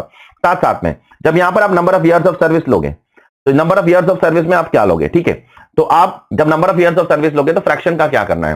फ्रैक्शन अगर मोर देन 6 मंथ्स है तो राउंड ऑफ कर दो। ठीक है, 20 साल और 8 महीना है तो उसको 21 साल कर दो, 20 साल और 2 महीना है तो फिर उसको 20 साल रहने दो, 20 साल और 11 महीना है तो उसको 21 साल कर दो। उस हिसाब से आपको राउंड ऑफ करना है। अब बात करते हैं हम लोग नॉन पोगा वाले केसेस में। अगर वो पोगा में नहीं कवर्ड है तो पहले दो अमाउंट तो सेम ही है, अमाउंट रिसीव 20 लाख। अब यहां पर आपको 15/26 नहीं करना है, हाफ करना है, half into average monthly salary. Average monthly salary कैसे निकालेंगे सर? पिछले 10 महीने का एवरेज निकालना पड़ेगा। ठीक है, मंथ ऑफ रिटायरमेंट इग्नोर करना है। जैसे यहां पर आपने लिया था ना पिछले 10 महीने का एवरेज, यहां पर जैसे लीव सैलरी में, वैसे ही मंथ ऑफ रिटायरमेंट को इग्नोर करके पिछले 10 महीने का एवरेज निकालना है। यहां पर सैलरी का डेफिनेशन वही है जो अब तक पढ़ते आ रहे, basic plus DA in terms plus percentage वाला कमीशन, दैट्स इट। और यहां पर जब आप number of years of service निकालोगे ना, तब आप यहां पर फ्रैक्शन इग्नोर कर दोगे। मतलब 20 साल और 11 महीना भी है ना, तो 20 साल ही लेना है, या राउंड ऑफ नहीं करना है। 20 साल और 11 महीना भी है तो यहां पर 20 साल ही लेना पड़ेगा, यहां पर राउंड ऑफ आप नहीं करोगे। I hope it is clear to all of you. Is it clear? बोलिए जल्दी बेटा। नाउ आगे बढ़ते towards the next part, part 4 allowances. बहुत सारे छोटे छोटे अलावेंसेस हैं यहां पर जो सैलरी के अंदर आपको जहां पर एग्जेम्पशन मिल जाता है, ठीक है। तो सबसे पहला अलावेंस है एचआरए का allowance, one of the most important allowance for exam. लेकिन ये जो अलावेंस है ना, जो एचआरए का अलावेंस है स्पेशली, ये आपको न्यू रेजिम में नहीं मिलेगा, ये चीज दिमाग में रखना। ये सारे अलावेंसेस में से कुछ अलावेंसेस आपको न्यू रेजिम में नहीं मिलने वाले, सिर्फ और सिर्फ ओल्ड रेजिम में ही मिलेंगे, ये चीज दिमाग में रखना। उसमें से पहला अलावेंस जो आपका एचआरए अलावेंस है वो सिर्फ ओल्ड रेजिम में मिलेगा, न्यू रेजिम में इसका एग्जाम्पशन आपको नहीं मिलने वाला है। एचआरए क्या होता है? House rent allowances. कंपनी आपको रेंट पे करती है और बोलती है जाके किराए के घर में रह लेना। कंपनी आपको हर महीने आपकी सैलरी के साथ में रेंट देगी, 10,000 रुपया, 20,000 रुपया, 30,000 रुपया रेंट देगी। आप उस पैसे से किराया दो, आपको एग्जाम्पशन मिलेगा। कितना मिलेगा वो डिपेंड करता है आप कौन से शहर में रहते हो। अगर आप दिल्ली, मुंबई, कोलकाता, चेन्नई में रहते हो तो 50% ऑफ सैलरी आपकी एग्जाम्प्ट हो जाएगी और 40% ऑफ सैलरी एग्जाम्प्ट हो जाएगी अगर आप दूसरे शहर में रहते हो। कंपेयर विद एक्चुअल एचआरए कितना मिला आपको, कंपेयर विद कितना रेंट आपने पे किया है सामने वाले लैंडलॉर्ड को, -10% ऑफ सैलरी, -10% ऑफ सैलरी। तो तीन चीज को आपको कंपेयर करना है, आप कौन से शहर में रहते हो उस हिसाब से 50 या 40% of the salary, plus actual कितना मिला, कंपेयर विद आप कितना अपना लैंडलॉर्ड को रेंट पे कर रहे हो सकता है आपका एम्प्लॉयर आपको 10,000 दे रहा है, आप लैंडलॉर्ड को सिर्फ 8,000 ही पे कर रहे हो, तो रेंट पेड में सिर्फ 8,000 ही आएगा, -10% ऑफ सैलरी। सर सैलरी का डेफिनेशन यहां पर क्या है? सैलरी का डेफिनेशन वही है जो अभी तक पढ़ते आ रहे हो, basic plus DA in terms plus percentage वाला कमीशन। सैलरी के डेफिनेशन में कोई बदलाव नहीं है, लेकिन ये चीज याद रखना, ये वाला अलावेंस आपको न्यू रेजिम में नहीं मिलता है। अब कुछ और छोटे छोटे अलावेंसेस यहां पर एक एक करके बता रहा हूं। ट्रैवलिंग अलावेंस, कौन सा allowance? Travelling allowance. Travelling allowance, conveyance allowance, uniform allowance, daily allowance, ये सारे अलावेंसेस जो आपके हैं, ये सारे के सारे आपको helper allowance, research allowance, academy allowances, ये सारे के सारे अलावेंसेस अगर आपको मिलते हैं तो ये एग्जेम्पशन है। कंपनी आपकी सैलरी के अंदर आपको ट्रैवलिंग अलावेंस दे रही है, कन्वेंस अलावेंस दे रही है, यूनिफॉर्म अलावेंस दे रही है, डेली अलावेंस दे रही है, हेल्पर अलावेंस दे रही है, रिसर्च अलावेंस दे रही है, ये सब आपके हाथ में एग्जाम्प्ट है। लेकिन कब एग्जाम्प्ट है जरा ध्यान से देखना। These allowances are given to meet specific expenditure in performance of duties of an office.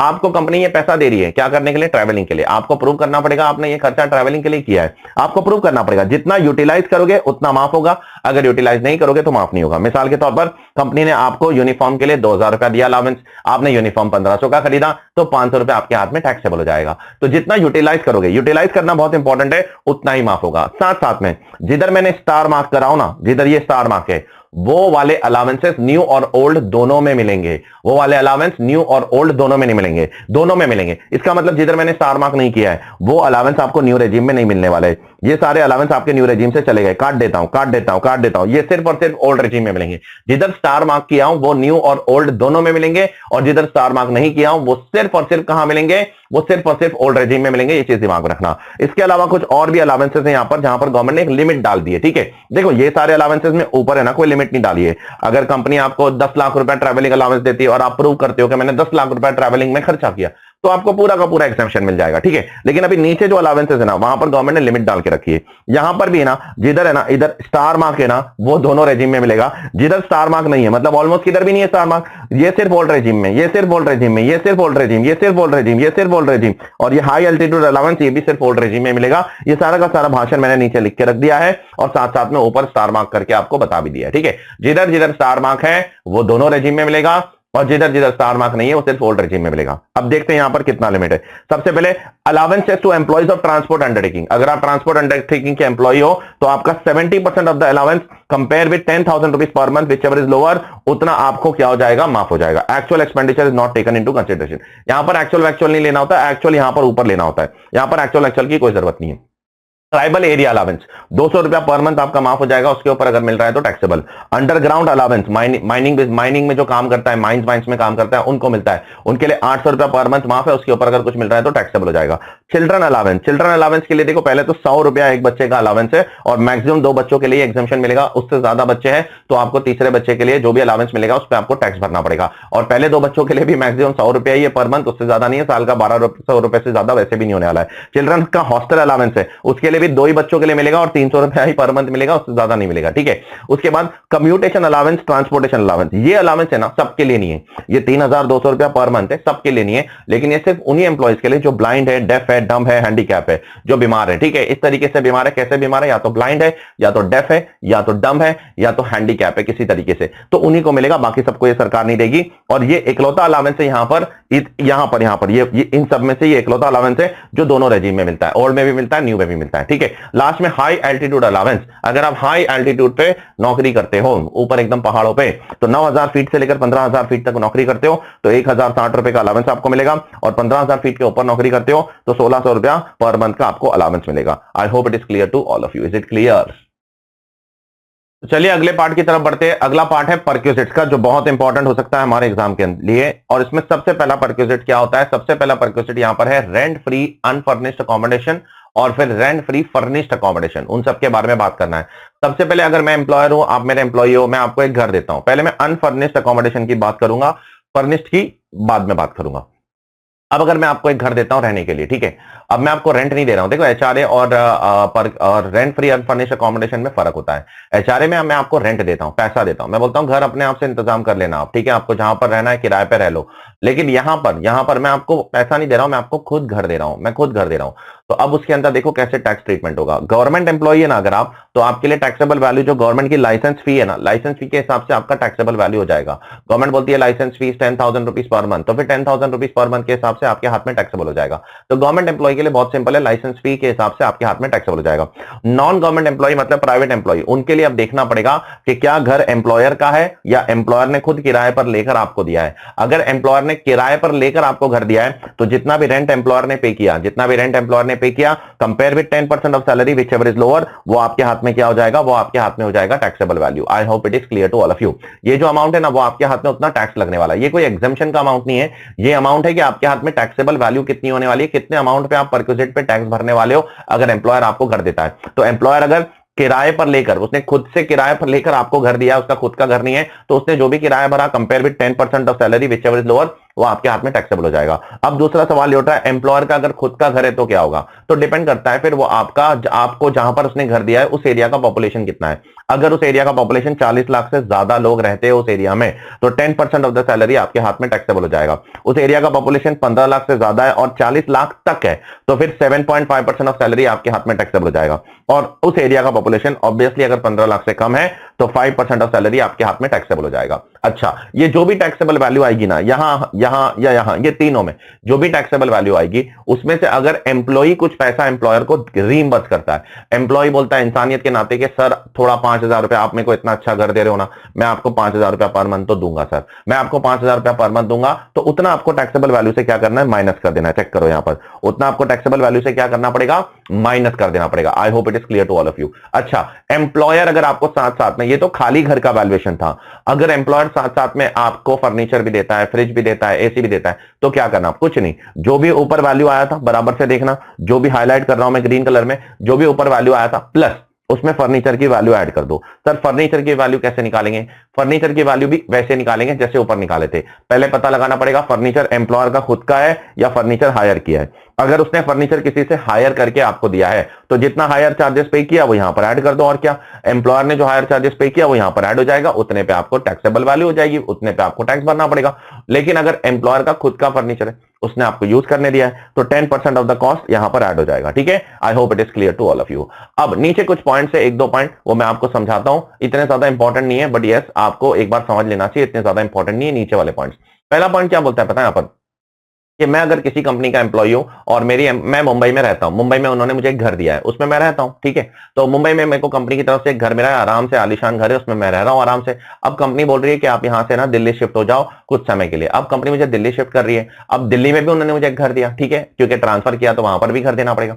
तो 90 दिन तक है ना, गवर्नमेंट बोलती है आपको दोनों घर में से, मुंबई के घर और दिल्ली के घर में से, दोनों में से जिसकी कम वैल्यू है ना उसके ऊपर टैक्स भरना पड़ेगा, दोनों पे टैक्स नहीं भरना पड़ेगा। ठीक है, 90 दिन एक बार क्रॉस हो जाएंगे ना, उसके बाद आपको दोनों घर पे टैक्स भरना पड़ेगा, ये बोला गया यहां पर, ठीक है। उसके बाद 2023 में ना अमेंडमेंट आया था, ये पॉइंट नंबर 2 का लेकर, पॉइंट नंबर 2 ना पहले नहीं था, ये 2023 में आया। 2023 में गवर्नमेंट ने क्या अमेंडमेंट किया पता है, कि सपोज अगर 2023-24 की आपकी परक्यूसेट वैल्यू 10 लाख है ना, तो 2024-25 की वैल्यू है ना आपकी 10 लाख इंटू 24-25 का इंडेक्सेशन डिवाइडेड बाय 23-24 का इंडेक्सेशन। बहुत ध्यान से सुनना, अब सैलरी में इंडेक्सेशन का कॉन्सेप्ट घुसेड़ दिया इन्होंने। यहां पर देखना, अगर 2023-24 में आपका वैल्यू कितना था, 10 लाख था घर का, कैसे आया, ये सब करके आया 10 लाख रुपया। अब अगले साल आपकी वैल्यू है ना, जो पिछले साल की वैल्यू है ना, उसके इंडेक्सेशन से ज्यादा नहीं होना चाहिए। मान लो अगले साल का इंडेक्सेशन कितना है, 24-25 का, हम सबको पता है 363, डिवाइडेड बाय 23-24 का कितना था जब आपको पहली बार घर मिला था, 348। तो अब जो वैल्यू आएगी ना, जो भी वैल्यू आएगी, उससे ज्यादा आपका परक्यूसेट वैल्यू नहीं होना चाहिए, ये बोला गया यहां पर। इंडेक्स करने के बाद जो अमाउंट आएगा उससे ज्यादा आपका परक्यूसेट वैल्यू नहीं होना चाहिए, ये बोला गया यहां पर, ठीक है। अब सवाल यहां पर और भी उठेंगे, सर सैलरी का मतलब क्या होता है? सैलरी का मतलब यहां पर बदल जाता है, बहुत ज्यादा ध्यान से सुनना। सैलरी में यहां पर बदल जाएगा, सैलरी अब सेम नहीं रही है, अब सैलरी में बदलाव आ चुका है। सैलरी में बेसिक आएगा, डीए इन टर्म्स आएगा, बोनस आएगा, सारे टैक्सेबल अलाउंसेस आएंगे, सारे कमीशन आएंगे, फिक्स्ड परसेंटेज, सारे कमीशन। तो DA not in terms, DA not in terms नहीं आएगा, सिर्फ डीए इन टर्म्स आएगा। सारे मॉनिटरी इनकम आएगी, सिर्फ यहां पर सैलरी में एक चीज नहीं आएगी, वो है परक्यूसेट। परक्यूसेट सैलरी में आप नहीं लोगे, नहीं लोगे, नहीं लोगे। तो सैलरी में क्या क्या नहीं लोगे? परक्यूसेट नहीं लोगे। सैलरी में और क्या नहीं लोगे? DA not in terms, DA not in terms भी सैलरी में नहीं लोगे, ठीक है, वो भी नहीं आएगा सैलरी में इस सेक्शन के अंदर। अच्छा, सैलरी कितने पीरियड की, कौन से पीरियड की लेना है? पूरे साल की लेना है? नहीं नहीं नहीं, जितने महीने के लिए कंपनी ने आपको घर दिया है उतने महीने के लिए। अगर कंपनी ने घर आपको अक्टूबर से दिया है, अप्रैल से नहीं दिया है, तो फिर 6 महीने की सैलरी लोगे आप। तो सैलरी उसी पीरियड की लेना है जितने पीरियड के लिए आपने घर ऑक्यूपाई किया था। अच्छा सर, सैलरी में रिटायरमेंट बेनिफिट आएगा? रिटायरमेंट बेनिफिट वाली चीजें नहीं आएगी, ग्रेजुएटी मत लेना, पेंशन मत लेना, लीव सैलरी मत लेना, वीआरएस मत लेना, एक्सेट्रा, ये सारी चीज मत लेना, ठीक है। प्लस सैलरी आपको करंट पीरियड की लेना है, जब आप उस घर में रह रहे हो उस पीरियड की सैलरी लेना है। एडवांस सैलरी या अरियर सैलरी आपको नहीं लेना है। अगर अगले साल की एडवांस आज मिल रही है वो सैलरी में नहीं लोगे, अगर पिछले साल का अरियर आज मिल रहा है वो भी सैलरी में नहीं लोगे। इस पीरियड की जो सैलरी है बस वही सैलरी में आपको लेना है, ठीक है। Last but not least, employer का कॉन्ट्रीब्यूशन टुवर्ड्स पीएफ और उसका इंटरेस्ट भी सैलरी में आपको नहीं लेना, ठीक है। तो ये सारे पॉइंट, 5 के 5 पॉइंट बहुत अच्छे से दिमाग में रखना। पहले तो सैलरी का डेफिनेशन में क्या क्या नहीं आएगा, सिर्फ परक्यूसेट्स को निकाल दो और डीए नॉट इन टर्म्स को निकाल दो, उसके अलावा सब कुछ आ जाएगा। सैलरी उतने ही पीरियड के लिए लेना है जितने पीरियड के लिए आप उस घर को ऑक्यूपाई कर रहे हो। सैलरी में रिटायरमेंट बेनिफिट्स नहीं लोगे। सैलरी करंट पीरियड की होना चाहिए, पास्ट या फ्यूचर की नहीं होना चाहिए। सैलरी में एम्प्लॉयर का कॉन्ट्रीब्यूशन और उसके ऊपर जो इंटरेस्ट आता है पीएफ पे, वो भी आपको नहीं लेना, ठीक है। आगे बढ़ते हम लोग अगले प्रोविजन की तरफ। अगर कंपनी आपको होटल अकोमोडेशन दे रही है, क्या दे रही है? घर नहीं दे रही है, होटल दे रही है, तो क्या वो होटल अकोमोडेशन भी आपके हाथ में टैक्सेबल हो जाएगा? The answer is yes. अब कितना टैक्सेबल होगा? जितना कंपनी ने चार्जेस पे किए, हायर चार्जेस, होटल का रेंट पे किए, multi compare with 24% of the salary whichever is lower, इन दोनों में से जो भी लोअर है उतना आपके हाथ में टैक्सेबल हो जाएगा। I hope it is clear to all of you. तो हायर चार्जेस और 24% of the salary whichever is lower, उतना आपके हाथ में क्या हो जाएगा? टैक्सेबल हो जाएगा। अच्छा, अब अगर कंपनी आपको ट्रांसफर कर रही है, ठीक है, क्या एम्प्लॉय गेटिंग ट्रांसफर करेगी तो कंपनी आपको अकोमोडेशन देगी कि नहीं देगी? कहीं पर मुंबई से दिल्ली ट्रांसफर कर रही है तो अकोमोडेशन देगी ना कुछ समय के लिए। तो 15 दिन तक के लिए आपके ऊपर ये प्रोविजन एप्लीकेबल नहीं होगा। चेक कर लेना कितने समय तक, 15 दिन तक आपके ऊपर ये प्रोविजन एप्लीकेबल नहीं होगा अगर कंपनी आपको एक जगह से दूसरी जगह ट्रांसफर कर रही है, ठीक है। I hope it is clear to all of you. यहां पर भी अगर एम्प्लॉय ने कुछ पैसा दिया है तो वो आपको यहां से माइनस कर देना पड़ेगा। तो जो भी कंपनी होटल का चार्जेस पे कर रही है, सपोज कंपनी 10,000 पे कर रही है, एम्प्लॉय कंपनी को 2,000 रुपया दे रहा है, तो टैक्स फिर 8,000 रुपए पर ही लगेगा, पूरे अमाउंट पे नहीं लगेगा। यहां पे भी सैलरी का मतलब वही है जो ऊपर था, रेंट फ्री फर्निश्ड अकोमोडेशन के लिए, वही सेम डेफिनेशन यहां पर भी सैलरी का सरकार ने बना के रखा है। Next, movable assets by employee. अगर कंपनी अपने एम्प्लॉय को मूवेबल एसेट्स देगी तो उसका क्या ट्रीटमेंट है? सबसे पहले अगर कंप्यूटर और लैपटॉप कंपनी अपने एम्प्लॉय को देती है तो फुल्ली एग्जाम्प्ट है, फुल्ली एग्जाम्प्ट है, फुल्ली एग्जाम्प्ट है। पर्सनल पर्पस के लिए दे रही है, बिजनेस पर्पस के लिए दे रही है, फर्क नहीं पड़ता है। कंप्यूटर और लैपटॉप अगर कंपनी अपने एम्प्लॉय को दे रही है तो फुल्ली एग्जाम्प्ट है, उस पर आग बंद करके टैक्स नहीं लगेगा, ठीक है। आग बंद करके टैक्स नहीं लगेगा, टैक्स लगा मत देना, आग बंद करके टैक्स नहीं लगता है कंप्यूटर और लैपटॉप पे जब कंपनी अपने एम्प्लॉय को यूज करने देती है। यूज करना अलग है, बेचना अलग है। बेचने वाला पॉइंट बाद में आएगा, अभी यूज करने वाला पॉइंट बोल रहा हूं। सर बाकी सारे एसेट्स, टीवी दे रही है, फ्रिज दे रही है, मोबाइल दे रही है, एसी दे रही है, तो उस पर टैक्स लगेगा। फिर से वही कहानी, अगर कंपनी का खुद का है तो 10% ऑफ द कॉस्ट एम्प्लॉय के हाथ में परक्यूसेट, और कंपनी ने अगर भाड़े पर लेकर, किराए पर लेकर आपको दिया है तो कंपनी ने जो हायर चार्जेस पे किया है वो आपके हाथ में क्या हो जाएगा? टैक्सेबल हो जाएगा। चेक करो। I hope it is clear to all of you. आगे बढ़ते हैं towards the next point, very important point once again, medical facility. Company अपने एम्प्लॉय को मेडिकल फैसिलिटी देगी तो सर क्या उस पर भी टैक्स लगेगा? हाँ लगेगा। कितना लगेगा, कितना नहीं लगेगा, उन सब पे बात करेंगे। सबसे पहले बात करना पड़ेगा ट्रीटमेंट इंडिया में कर रहे हो या इंडिया के बाहर कर रहे हो। अगर ट्रीटमेंट इंडिया में कर रहे हो तो ट्रीटमेंट इंडिया में कर रहे हो तो प्रोविजन अलग है, ट्रीटमेंट इंडिया के बाहर कर रहे हो तो प्रोविजन अलग है। अब जरा ध्यान से सुनना, ट्रीटमेंट अगर इंडिया में कर रहे हो और अगर हॉस्पिटल एम्प्लॉयर का है, किसका? एम्प्लॉयर का हॉस्पिटल में ट्रीटमेंट कर रहे हो तो फुल्ली माफ माफ माफ माफ, या कोई गवर्नमेंट हॉस्पिटल में कर रहे हो तो माफ, या लोकल अथॉरिटी म्युनिसिपैलिटी के हॉस्पिटल में कर रहे हो तो माफ, प्राइवेट हॉस्पिटल में भी कर रहे हो लेकिन गवर्नमेंट रिकॉग्नाइज्ड प्राइवेट हॉस्पिटल होना चाहिए तो माफ। तो कहां कहां माफ है? एम्प्लॉयर के हॉस्पिटल में अगर इलाज करवा रहे हो माफ है, अगर गवर्नमेंट के हॉस्पिटल में इलाज करवा रहे हो माफ है, म्युनिसिपैलिटी के हॉस्पिटल में इलाज करा रहे हो माफ है, या प्राइवेट हॉस्पिटल जो गवर्नमेंट रिकॉग्नाइज्ड है उसमें भी माफ है। ठीक है, मतलब अगर तुम लोकल क्लिनिक में जाके इलाज करवाओगे तो फिर वो टैक्सेबल हो जाएगा। ठीक है, फुल्ली टैक्सेबल अदर हॉस्पिटल में कौन आएगा? जो गवर्नमेंट का नहीं है, जो एम्प्लॉयर का नहीं है, जो प्राइवेट का रिकॉग्नाइज हॉस्पिटल नहीं है, गवर्नमेंट रिकॉग्नाइज नहीं है, प्राइवेट ऐसे ही है बस रिकॉग्नाइज नहीं है, कोई सर्टिफिकेट नहीं है उनके पास, गवर्नमेंट उनको रिकॉग्निशन नहीं दिया, उधर जाके इलाज कराओगे तो टैक्सेबल हो जाएगा। ठीक है, अब साथ साथ में सर अब्रॉड के लिए क्या है? सर इंडिया के बाहर अगर इलाज कराने जा रहा हूं तो उसमें क्या सीन है? अब देखो इंडिया के बाहर अगर इलाज कराने जाओगे तो पहले तो इलाज का खर्चा होगा, उसके बाद वहां रहने का खर्चा होगा, उसके बाद ट्रैवल का खर्चा होगा, ये मल्टीपल खर्चे।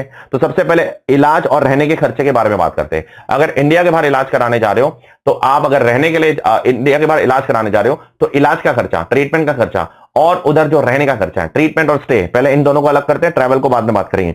ट्रीटमेंट और स्टे आपके हाथ में एग्जाम्प्ट हो जाएगा, जितना आरबीआई लिमिट बोलेगी उतना एग्जाम्प्ट है। आरबीआई लिमिट बताएगी, आरबीआई बोलेगी 5 लाख तक तो 5 लाख माफ, आरबीआई बोलेगी 10 लाख तो 10 लाख माफ।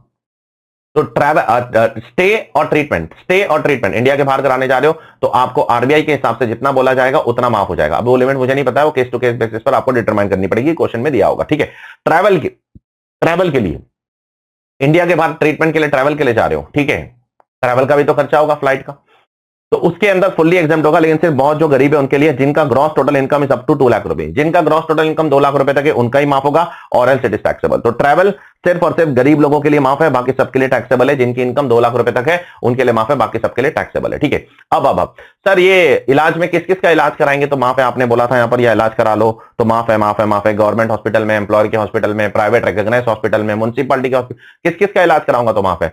आपका खुद का इलाज कराओगे तो माफ है। ठीक है, आपका खुद का इलाज माफ है, आपकी बीवी का इलाज माफ है, आपके बच्चे का इलाज माफ है। ठीक है, ये तीनों का इलाज तो बाय डिफॉल्ट माफ है। अब आपकी बीवी और आपके बच्चे आप पे डिपेंडेंट है तो भी माफ है, आप पे इंडिपेंडेंट है तो भी माफ है।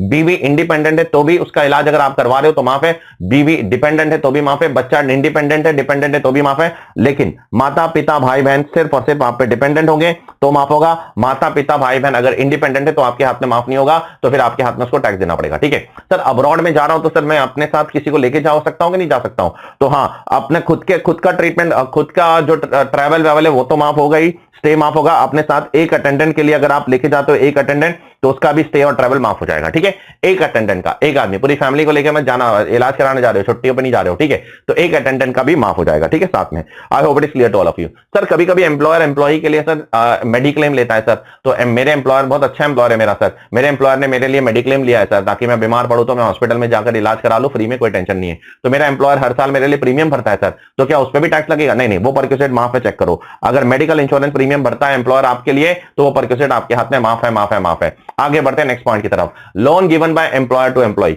अगर एम्प्लॉयर अपने एम्प्लॉय को लोन देता है तो लोन देने में क्या दिक्कत है सर? लोन ही दे रहा है ना। लोन अगर कंसेशनल रेट पे देता है तो गवर्नमेंट को दिक्कत है, अगर कंसेशनल रेट पे दे रहा है तो वो आपके हाथ में टैक्सेबल होगा। कंसेशनल रेट कैसे पता चलेगा? सर 10 लाख का लोन दे दिया, एसबीआई का इंटरेस्ट रेट 10% है, आप 4% पे दे रहे हो तो 6% पे जो भी इंटरेस्ट आएगा वो आपके हाथ में टैक्सेबल हो जाएगा। ठीक है, तो लोन अमाउंट इनटू एसबीआई का interest rate minus what actual interest rate, जो भी डिफरेंशियल अमाउंट होगा वो, जो डिफरेंशियल रेट ऑफ इंटरेस्ट होगा मल्टीप्लाई बाय लोन अमाउंट, वो आपके हाथ में टैक्सेबल होगा। अब कुछ केसेस को माफ कर दिया है। अगर लोन 20,000 रुपए तक का दे रहे हो, कितने तक का, तो फिर आपको यहां पर ये सब टैक्स वैक्स निकालने की जरूरत नहीं है। 20,000 रुपए तक का लोन दे रहे हो तो ये प्रोविजन एप्लीकेबल नहीं है। प्लस अगर लोन आप एम्प्लॉय को 20,000 से ज्यादा दे रहे हो और कुछ स्पेसिफाइड डिजीज के ट्रीटमेंट के लिए दे रहे हो, किसके लिए दे रहे हो? स्पेसिफाइड डिजीज के ट्रीटमेंट के लिए दे रहे हो, तो फिर उसके लिए इसमें भी आपको उसके ऊपर टैक्स नहीं लगेगा, चेक कर लेना। ठीक है, चलिए आगे बढ़ते हैं towards the next point, that is leave travel concession. Sir leave travel concession होता क्या है? एम्प्लॉयर आपको एज एन एम्प्लॉय एक गिफ्ट देता है, किस्म का गिफ्ट है, जाओ बेटा घूम के आओ, जाओ मनाली घूम के आओ, जाओ कश्मीर घूम के आओ, जाओ दिल्ली घूम के आओ, जाओ पंजाब घूम के आओ, जाओ मुंबई घूम के आओ, जाओ ऐश करो जीवन में। उसके लिए वो आपको टिकट देता है, एयर की टिकट देता है, रेलवे की टिकट देता है, बस की टिकट देता है, जो भी देता है। ठीक है, तो वो अगर आपको दे रहा है तो क्या वो आपके हाथ में माफ हो जाएगा? हाँ, कुछ एक्सटेंट तक माफ हो जाएगा, लेकिन ये एग्जाम्शन सरकार ने न्यू रेजिम से निकाल दिया। न्यू रेजिम में ये एग्जाम्शन अवेलेबल नहीं है। लीव ट्रैवल कंसेशन का एग्जाम्शन न्यू रेजिम से छीन लिया, ये सिर्फ ओल्ड रेजिम में अवेलेबल है। अब देखो यहां पर कितना एग्जाम्शन आपको मिलेगा सेक्शन 10(5) के अंदर। सबसे पहले आपको देखना पड़ेगा आपने जर्नी कैसे परफॉर्म की है। अगर जर्नी आपने एयर से परफॉर्म की है तो कितना माफ करेगा एम्प्लॉयर, देख लो। गवर्नमेंट कितना माफ करेगी? जितना भी एक्चुअल आपने टिकट विकेट खरीदा, टिकट फ्लाइट का, compare with economy class fair, economy class fair, business class का नहीं। नेशनल कैरियर मतलब एयर इंडिया, वेयर इंडिया जो है, जो भी नेशनल लेवल पे चलती है फ्लाइट्स, उसका जो आपका इकोनॉमी क्लास का फेयर है, compare with actual expenditure which ever is lower, उतना माफ हो जाएगा, बाकी टैक्सेबल हो जाएगा। ठीक है, मान लो अगर आप एम्प्लॉयर, मैं एम्प्लॉयर हूं, आप मेरे एम्प्लॉय हो, और मैं आपको मुंबई टू मनाली की टिकट दे रहा हूं फॉर एग्जांपल। मनाली में वैसे एयरपोर्ट है नहीं, बट स्टिल मुझे नहीं पता है कि नहीं, I am not aware of that. अगर मुंबई टू दिल्ली की टिकट दे रहा हूं फॉर एग्जांपल, ठीक है, और आपने खर्चा किया 35,000 रुपया, और अगर इकोनॉमी क्लास का वैल्यू कितना है 20,000, तो 20,000 एग्जाम्प्ट होगा, 15,000 टैक्सेबल हो जाएगा। अब एयर को छोड़कर बाकी किसी भी मोड से अगर आप जर्नी करते हो, एयर को छोड़कर बाकी किसी भी मोड से जर्नी करते हो, तो फिर आपको एक ऑर्डर फॉलो करना पड़ेगा। सपोज अगर आप मुंबई से दिल्ली किसी भी मोड से जर्नी करते हो, एयर को छोड़कर, ट्रेन से करते हो, रोड से करते हो, या फिर आप बस से करते हो, किससे भी करते हो, प्राइवेट कार से करते हो, किससे भी करते हो, तो फिर उसमें आपको एक प्रॉपर ऑर्डर फॉलो करना पड़ेगा। सबसे पहले आपको चेक करना पड़ेगा मुंबई दिल्ली में रेल सर्विस अवेलेबल है क्या। अगर अवेलेबल है तो actual expense compare with first class railway AC fair, दोनों में से जो भी लोअर होगा उतना माफ हो जाएगा। तो मुंबई और दिल्ली के बीच में रेल अवेलेबल है, तो actual expense compare with first class AC fair. अगर मुंबई और दिल्ली के बीच में रेल अवेलेबल नहीं है, अगर फॉर एग्जांपल कोई दो जगह के बीच में रेल अवेलेबल नहीं है, तो फिर आपको देखना पड़ेगा क्या वहां रिकॉग्नाइज्ड पब्लिक सिस्टम है क्या, पब्लिक ट्रांसपोर्ट सिस्टम, कोई गवर्नमेंट की बस ऐसा कुछ चलता है क्या। अगर चलता है तो एक्चुअल एक्सपेंस और डीलक्स क्लास बस fair which ever is lower, उतना आपके हाथ में एग्जाम्प्ट हो जाएगा। ठीक है, और अगर वहां पर कोई रिकॉग्नाइज्ड पब्लिक सिस्टम है ही नहीं, तो फिर एक्चुअल एक्सपेंस और first class railway fair of similar distance.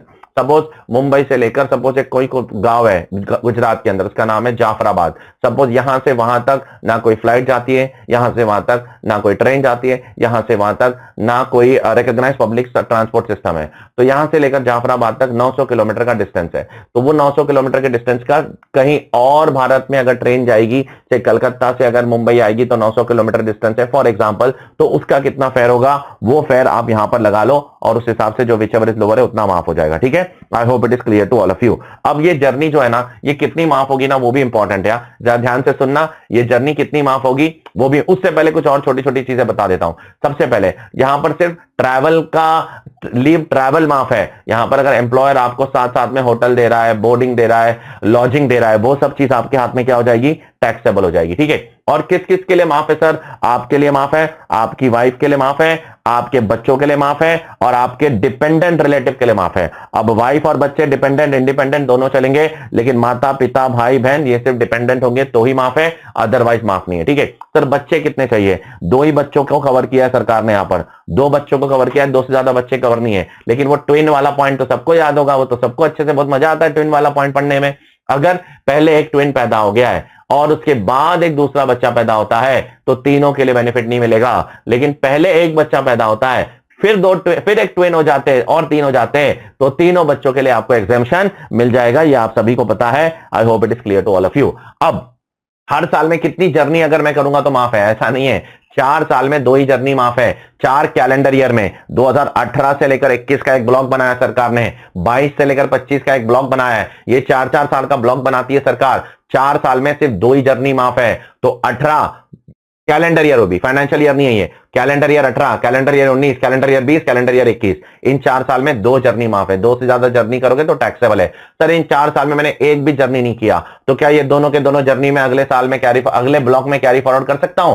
Sir 18 से 21 के बीच में आपने बोला ना 2 माफ है, हाँ 2 माफ है, मैंने एक भी जर्नी नहीं किया सर, तो मैंने खाते में जमा करके रखा हूं, तो क्या दोनों के दोनों में अगले 4 साल 22 से लेकर 25 वाले ब्लॉक में कैरी फॉरवर्ड कर सकता हूं? आप कैरी फॉरवर्ड कर सकते हो, लेकिन मेरी सुन के कैरी फॉरवर्ड करना। आप दोनों जर्नी नहीं कैरी फॉरवर्ड कर पाओगे, एक ही जर्नी कैरी फॉरवर्ड करवाओगे 2 में से। ठीक है, अगर कोई अनयूटिलाइज्ड है तो एक कैरी फॉरवर्ड करो, और वो भी आपको अगले ब्लॉक के पहले साल में यूज करना पड़ेगा। मतलब अगर आपका अनयूटिलाइज्ड है तो 2022 वाले पहले साल में आपको वो यूटिलाइज करना पड़ेगा। तो 2022 से 25 के बीच में आपको टोटल 3 जर्नी मिल जाएगी। पिछले ब्लॉक की एक अनयूटिलाइज जो पहले साल में यूज करना पड़ेगा, और इस ब्लॉक की 2 यूटिलाइज। दो अनयूटिलाइज जर्नी जो इस ब्लॉक की फ्रेश वाली होगी, ठीक है। तो I hope it is clear to all of you. वो यहां पर लिखा गया, आप चेक कर लेना, यहां पर एग्जांपल के साथ भी मैंने डाला है, आपको उसको पढ़ के समझ सकते हो, ठीक है। अब आगे बढ़ते हम लोग ईसॉप के बारे में। ईसॉप क्या होता है सर? Employee stock option. अगर एम्प्लॉयर अपने एम्प्लॉय को क्या देता है, एम्प्लॉयर अपने एम्प्लॉय को वादा करता है कि आप मेरी कंपनी में ज्वाइन हो जाओ, कंपनी में ज्वाइन होने के बाद हम आपको क्या देंगे, हम आपको बेनिफिट देंगे। क्या बेनिफिट देंगे? आपसे 3-4 साल अगर हमारी कंपनी के साथ जुड़ जाओगे तो हम आपको 3-4 साल बाद एक बहुत जबरदस्त बेनिफिट देंगे। अरे क्या बेनिफिट देंगे? हम आपको हमारी कंपनी के शेयर देंगे, बहुत ही चीपर रेट पे, सस्ते में, कौड़ी के भाव में देंगे। क्या बात कर रहे हो? तो एक एम्प्लॉय है, वो कंपनी ज्वाइन कर लिया, अब 3 साल हो गए, अब उसने कंपनी को बोला सर मुझे आपने वादा किया था कि आप 3 साल बाद मुझे शेयर दोगे, तो शेयर दो प्लीज। तो कंपनी ने उसको ऑफर किया, क्या ऑफर किया कि ले हमारी कंपनी के शेयर लेगा क्या? तो वो ऑफर पहले एक्सरसाइज करेगा, ये शब्दों पे गौर करना, पहले वो ऑफर एक्सरसाइज करेगा, ठीक है। सपोज कंपनी ने उसको ऑफर किया in the month of June और उसने ऑफर एक्सरसाइज किया अगस्त में। अगस्त में जब ऑफर एक्सरसाइज किया तब उस शेयर की मार्केट वैल्यू क्या थी, वो फटाक से निकाल के रख लेने का। सपोज जब उसने ऑफर एक्सरसाइज किया तब उस शेयर की मार्केट वैल्यू कितनी थी, 100 रुपया थी। जब उसने ऑफर एक्सरसाइज किया, ऑफर एक्सेप्ट किया कि हाँ मुझे चाहिए शेयर, पहले कंपनी ऑफर करेगी, उसके बाद उसकी मर्जी ना उसको लेना है नहीं लेना है। तो कंपनी ने उसको ऑफर किया, उसने अगस्त में उसको एक्सरसाइज किया और कंपनी ने बोला उसको तो 40 रुपया पे करना पड़ेगा एक शेयर के लिए, 100 रुपए के शेयर का 40 रुपया देना पड़ेगा तुझे। तो उसने 40 रुपया दिया और फिर कंपनी ने उसको दिसंबर के अंदर क्या करी, उसको उसके शेयर दे दी। तो अब उसको दिसंबर में टैक्स लग जाएगा। लेकिन वैल्यू क्या लोगे पता है? जब उसने ऑफर एक्सरसाइज किया था ना अगस्त वाली, वो वैल्यू लोगे। 100 रुपीज का शेयर उसको 40 रुपए में मिल रहा है, तो 60 रुपीज उसके हाथ में परक्यूसिट। तो बहुत ज्यादा ध्यान से सुनना, परक्यूसिट कितना होगा एम्प्लॉय के हाथ में? FMV of the shares on the date of exercising the option. जब ऑप्शन एक्सरसाइज किया तब क्या एफएमवी थी, वो लेना है। तो जब अगस्त में एक्सरसाइज किया था तब एफएमवी 100 थी और पे कितना किया था, 40 रुपया। तो 60 रुपए पे उसको टैक्स कब लगेगा? जब शेयर अलॉट हुए थे। जब मिलेंगे शेयर तब टैक्स देंगे ना, तो टैक्स कहां से देंगे हम? पहले मिलने तो दो भाई। तो दिसंबर में तो टैक्स लगेगा कब? जब शेयर्स मिलेंगे। और टैक्स कंप्यूट कैसे होगा? जब ऑफर एक्सरसाइज किया था उस दिन के हिसाब से टैक्स कंप्यूट होगा, ठीक है। सर आगे जाकर इन शेयर्स को मैंने बेचा तो मुझे कैपिटल गेन्स लगेगा? हाँ लगेगा, क्यों नहीं लगेगा। सर आगे जाकर इन शेयर्स को बेचा तो मेरा कॉस्ट ऑफ एक्विजिशन क्या होगा? सरकार बोलती है कॉस्ट ऑफ एक्विजिशन तेरा 100 रुपया होगा, 100 रुपए के हिसाब से तुझे कॉस्ट ऑफ एक्विजिशन दे देंगे, डोंट वरी। यहां पर चेक करो, FMV on the date of exercising the option, वो तेरा बन जाएगा कॉस्ट। और पीरियड ऑफ होल्डिंग कहां से काउंट होगा? From the date of allotment of share. जब तुझे शेयर अलॉट हुआ था तब से तेरा पीरियड ऑफ होल्डिंग काउंट होगा till the date of transfer तक, ठीक है। तो ये है आपका प्रोविजन ऑफ व्हाट, ईसॉप। अब इसके अंदर एक कमेंटमेंट आया कुछ साल पहले, 2-3 साल पहले, अगर आप स्टार्टअप कंपनी के एम्प्लॉय हो, मैं एक स्टार्टअप हूं, स्टार्टअप जोमैटो, स्विगी, ऐसा कोई स्टार्टअप हो, ठीक है, और आप उसके एम्प्लॉय है, तो गवर्नमेंट ने बोला उनके एम्प्लॉयज के लिए टैक्स हमने डेफर कर दिया है। डेफर कर दिया है मतलब पोस्टपोन कर दिया है फ्यूचर में। कितना पोस्टपोन कर दिया है? थोड़ा सा कॉम्प्लिकेटेड बना है यहां पर प्रोविजन। अब जरा ध्यान से सुनना। मान लो यहां पर मैं डेट के साथ बात करता हूं। मान लो 2024-25 में आपको शेयर अलॉट हुए। कभी शेयर अलॉट हुए? 2024-25 में शेयर्स अलॉट हो गए आपको 2024-25 में। ये कौन सा असेसमेंट ईयर है? असेसमेंट ईयर 25-26 है। टैक्सेबल कब होना चाहिए? वैसे तो कायदे से अभी टैक्स हो जाना चाहिए, जब अलॉटमेंट हुआ तब टैक्स हो जाना चाहिए। और क्या वैल्यू क्या लोगे? जब आपने एक्सरसाइज किया था उस दिन की वैल्यू लोगे, और टैक्स तो जब मिला उस दिन टैक्स हो जाना चाहिए। जैसे कि यहां लिखा है shares are allotted taxable value when the shares are allotted. जब अलॉट हुआ तब टैक्स लग जाना चाहिए 100 - 40। लेकिन अब स्टार्टअप वालों को गवर्नमेंट ने इसको डेफर कर दिया। डेफर मतलब पोस्टपोन कर दिया। कितना पोस्टपोन कर दिया है? गवर्नमेंट बोलती है within 14 days after expiry of 48 months on the end of relevant AY. तो अब पहले रेलेवेंट एवाई के एंड से, रेलेवेंट एवाई क्या है? 25-26, उसके एंड से 48 मंथ्स काउंट करो। उसके एंड से 48 मंथ्स काउंट करोगे मतलब 4 साल, तो 31 मार्च 2030 आएगा, ठीक है। इतना पोस्टपोन कर दिया। उसके बाद गवर्नमेंट बोलती है 14 दिन के अंदर पे करना है, मतलब 14 अप्रैल 2030 तक का टाइम है तुम्हारे पास, पॉइंट नंबर 1 के हिसाब से। I hope it is clear to all of you, ठीक है। Second, within 14 days on the date of sale. अगर उससे पहले बेच दिया तो बेचने के बाद 14 दिन के अंदर टैक्स भर दो। या तीसरा, within 14 days on the date on which the employee ceases to be employee. अगर एम्प्लॉय ने उससे पहले छोड़ दिया तो जिस दिन एम्प्लॉय ने कंपनी छोड़ दिया उसके 14 दिन के अंदर आपको टैक्स देना पड़ेगा। I hope it is clear to all of you. तो 3 डेट दिया है, 3 डेट से 14 दिन के अंदर आपको टैक्स देना पड़ेगा। पहला 4 साल के बाद 14 दिन के अंदर, दूसरा बेचने के बाद 14 दिन के अंदर, तीसरा कंपनी छोड़ने के बाद 14 दिन के अंदर आपको टैक्स देना पड़ेगा। I hope it is clear to all of you. Is it clear? आगे बढ़ते हम लोग कुछ और परक्विजिट्स की तरफ। Education facility.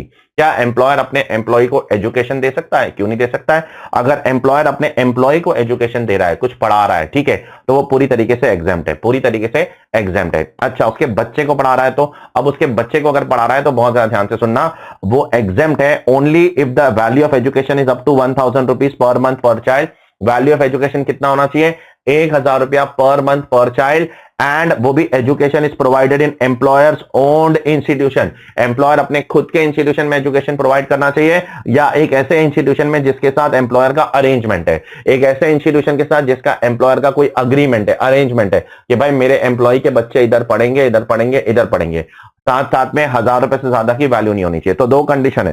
तो बच्चों देखो, अगर आप एम्प्लॉय को एजुकेशन दे रहे हो तो उसमें तो कोई रोक टोक नहीं है, वो पूरा एग्जाम है, कितना भी हो कुछ भी हो, उसमें अमाउंट कुछ नहीं है। उनके बच्चों को एजुकेशन दे रहे हो ना, तो पहले ₹1000 तक ही माफ है पर मंथ पर चाइल्ड। उसके बाद एम्प्लॉयर का खुद का कॉलेज या स्कूल होनी चाहिए, या तो एक ऐसा कॉलेज या इंस्टीट्यूशन होना चाहिए जिसके साथ हमारा अरेंजमेंट है। उसके अलावा कोई और रिलेटिव को अगर एम्प्लॉयर पढ़ा रहा है, मेरी बीवी को पढ़ा रहा है, मेरे भाई को पढ़ा रहा है, बहन को पढ़ा रहा है, तो फिर वो तो पूरा का पूरा टैक्सेबल है, चेक कर लो। उसके अंदर आपको ज्यादा सोचना नहीं है, that is fully taxable under the income tax law. कुछ और परक्विजिट्स भी है। अगर एम्प्लॉयर आपको नौकर दे रहा है, डोमेस्टिक सर्वेंट दे रहा है, तो वो पूरी तरीके से टैक्सेबल है।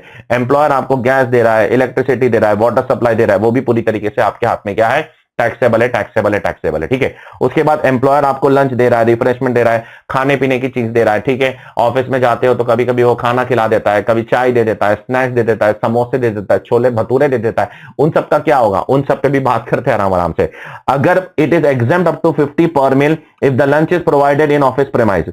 अगर वो आपको ऑफिस प्रेमाइज में लंच दे रहा है तो ₹50 पर मील माफ है, या पेड वाउचर के थ्रू दे रहा है माफ है, लेकिन ये न्यू रेजिम में नहीं मिलेगा। ये ₹50 वाला जो है ना, वो न्यू रेजिम में गवर्नमेंट ने आपसे छीन लिया, ठीक है। न्यू रेजिम में it is not allowed, not allowed, not allowed. तो अगर एम्प्लॉयर आपको क्या दे रहा है, ऑफिस में खाना वाना दे रहा है, खाना दे रहा है ऑफिस में, या पेड वाउचर दे रहा है, तो ₹50 पर मील तक आपके हाथ में माफ है, लेकिन वो न्यू रेजिम में आपके हाथ में माफ नहीं है। साथ साथ में अगर वो आपको खाना दे रहा है, या नॉन अल्कोहलिक बेवरेज दे रहा है, दारू नहीं दे रहा है, ठीक है, थम्स अप दे रहा है, कोक दे रहा है, सोडा दे रहा है, और आपको वर्किंग आवर्स में दे रहा है, और रिमोट एरियाज में दे रहा है। रिमोट एरियाज मतलब कहीं गांव खेड़े में जाके आप काम कर रहे हो, या ऑफशोर इंस्टॉलेशन। ऑफशोर इंस्टॉलेशन मतलब ऑयल रिग में जाकर, समंदर में जाकर आप पानी में से तेल वेल निकाल रहे हो, ठीक है, समंदर में से, तो ये आपके हाथ में पूरी तरीके से माफ है। तो अगर खाना और नॉन अल्कोहलिक बेवरेजेस अगर रिमोट एरियाज में दे रहा है, और वर्किंग आवर्स में दे रहा है, और ऑफशोर इंस्टॉलेशन में दे रहा है, तो पूरी तरीके से माफ है। ओल्ड न्यू सब में माफ है। सिर्फ ये पहला वाला न्यू में इन्होंने मना किया, बाकी ये सेकंड और थर्ड दोनों ओल्ड न्यू सब में माफ है, ठीक है। टी और स्नैक्स तो हमेशा माफ है, उसके ऊपर गवर्नमेंट ने टैक्स नहीं लगाया, ठीक है। आगे बढ़ते हैं। गिफ्ट देता है एम्प्लॉयर, एम्प्लॉय को कुछ और देता है, गिफ्ट देता है, तो गिफ्ट एम्प्लॉयर अगर एम्प्लॉय को देता है तो क्या होगा, taxable as perquisites in the hands of employee on the basis of actual expenditure.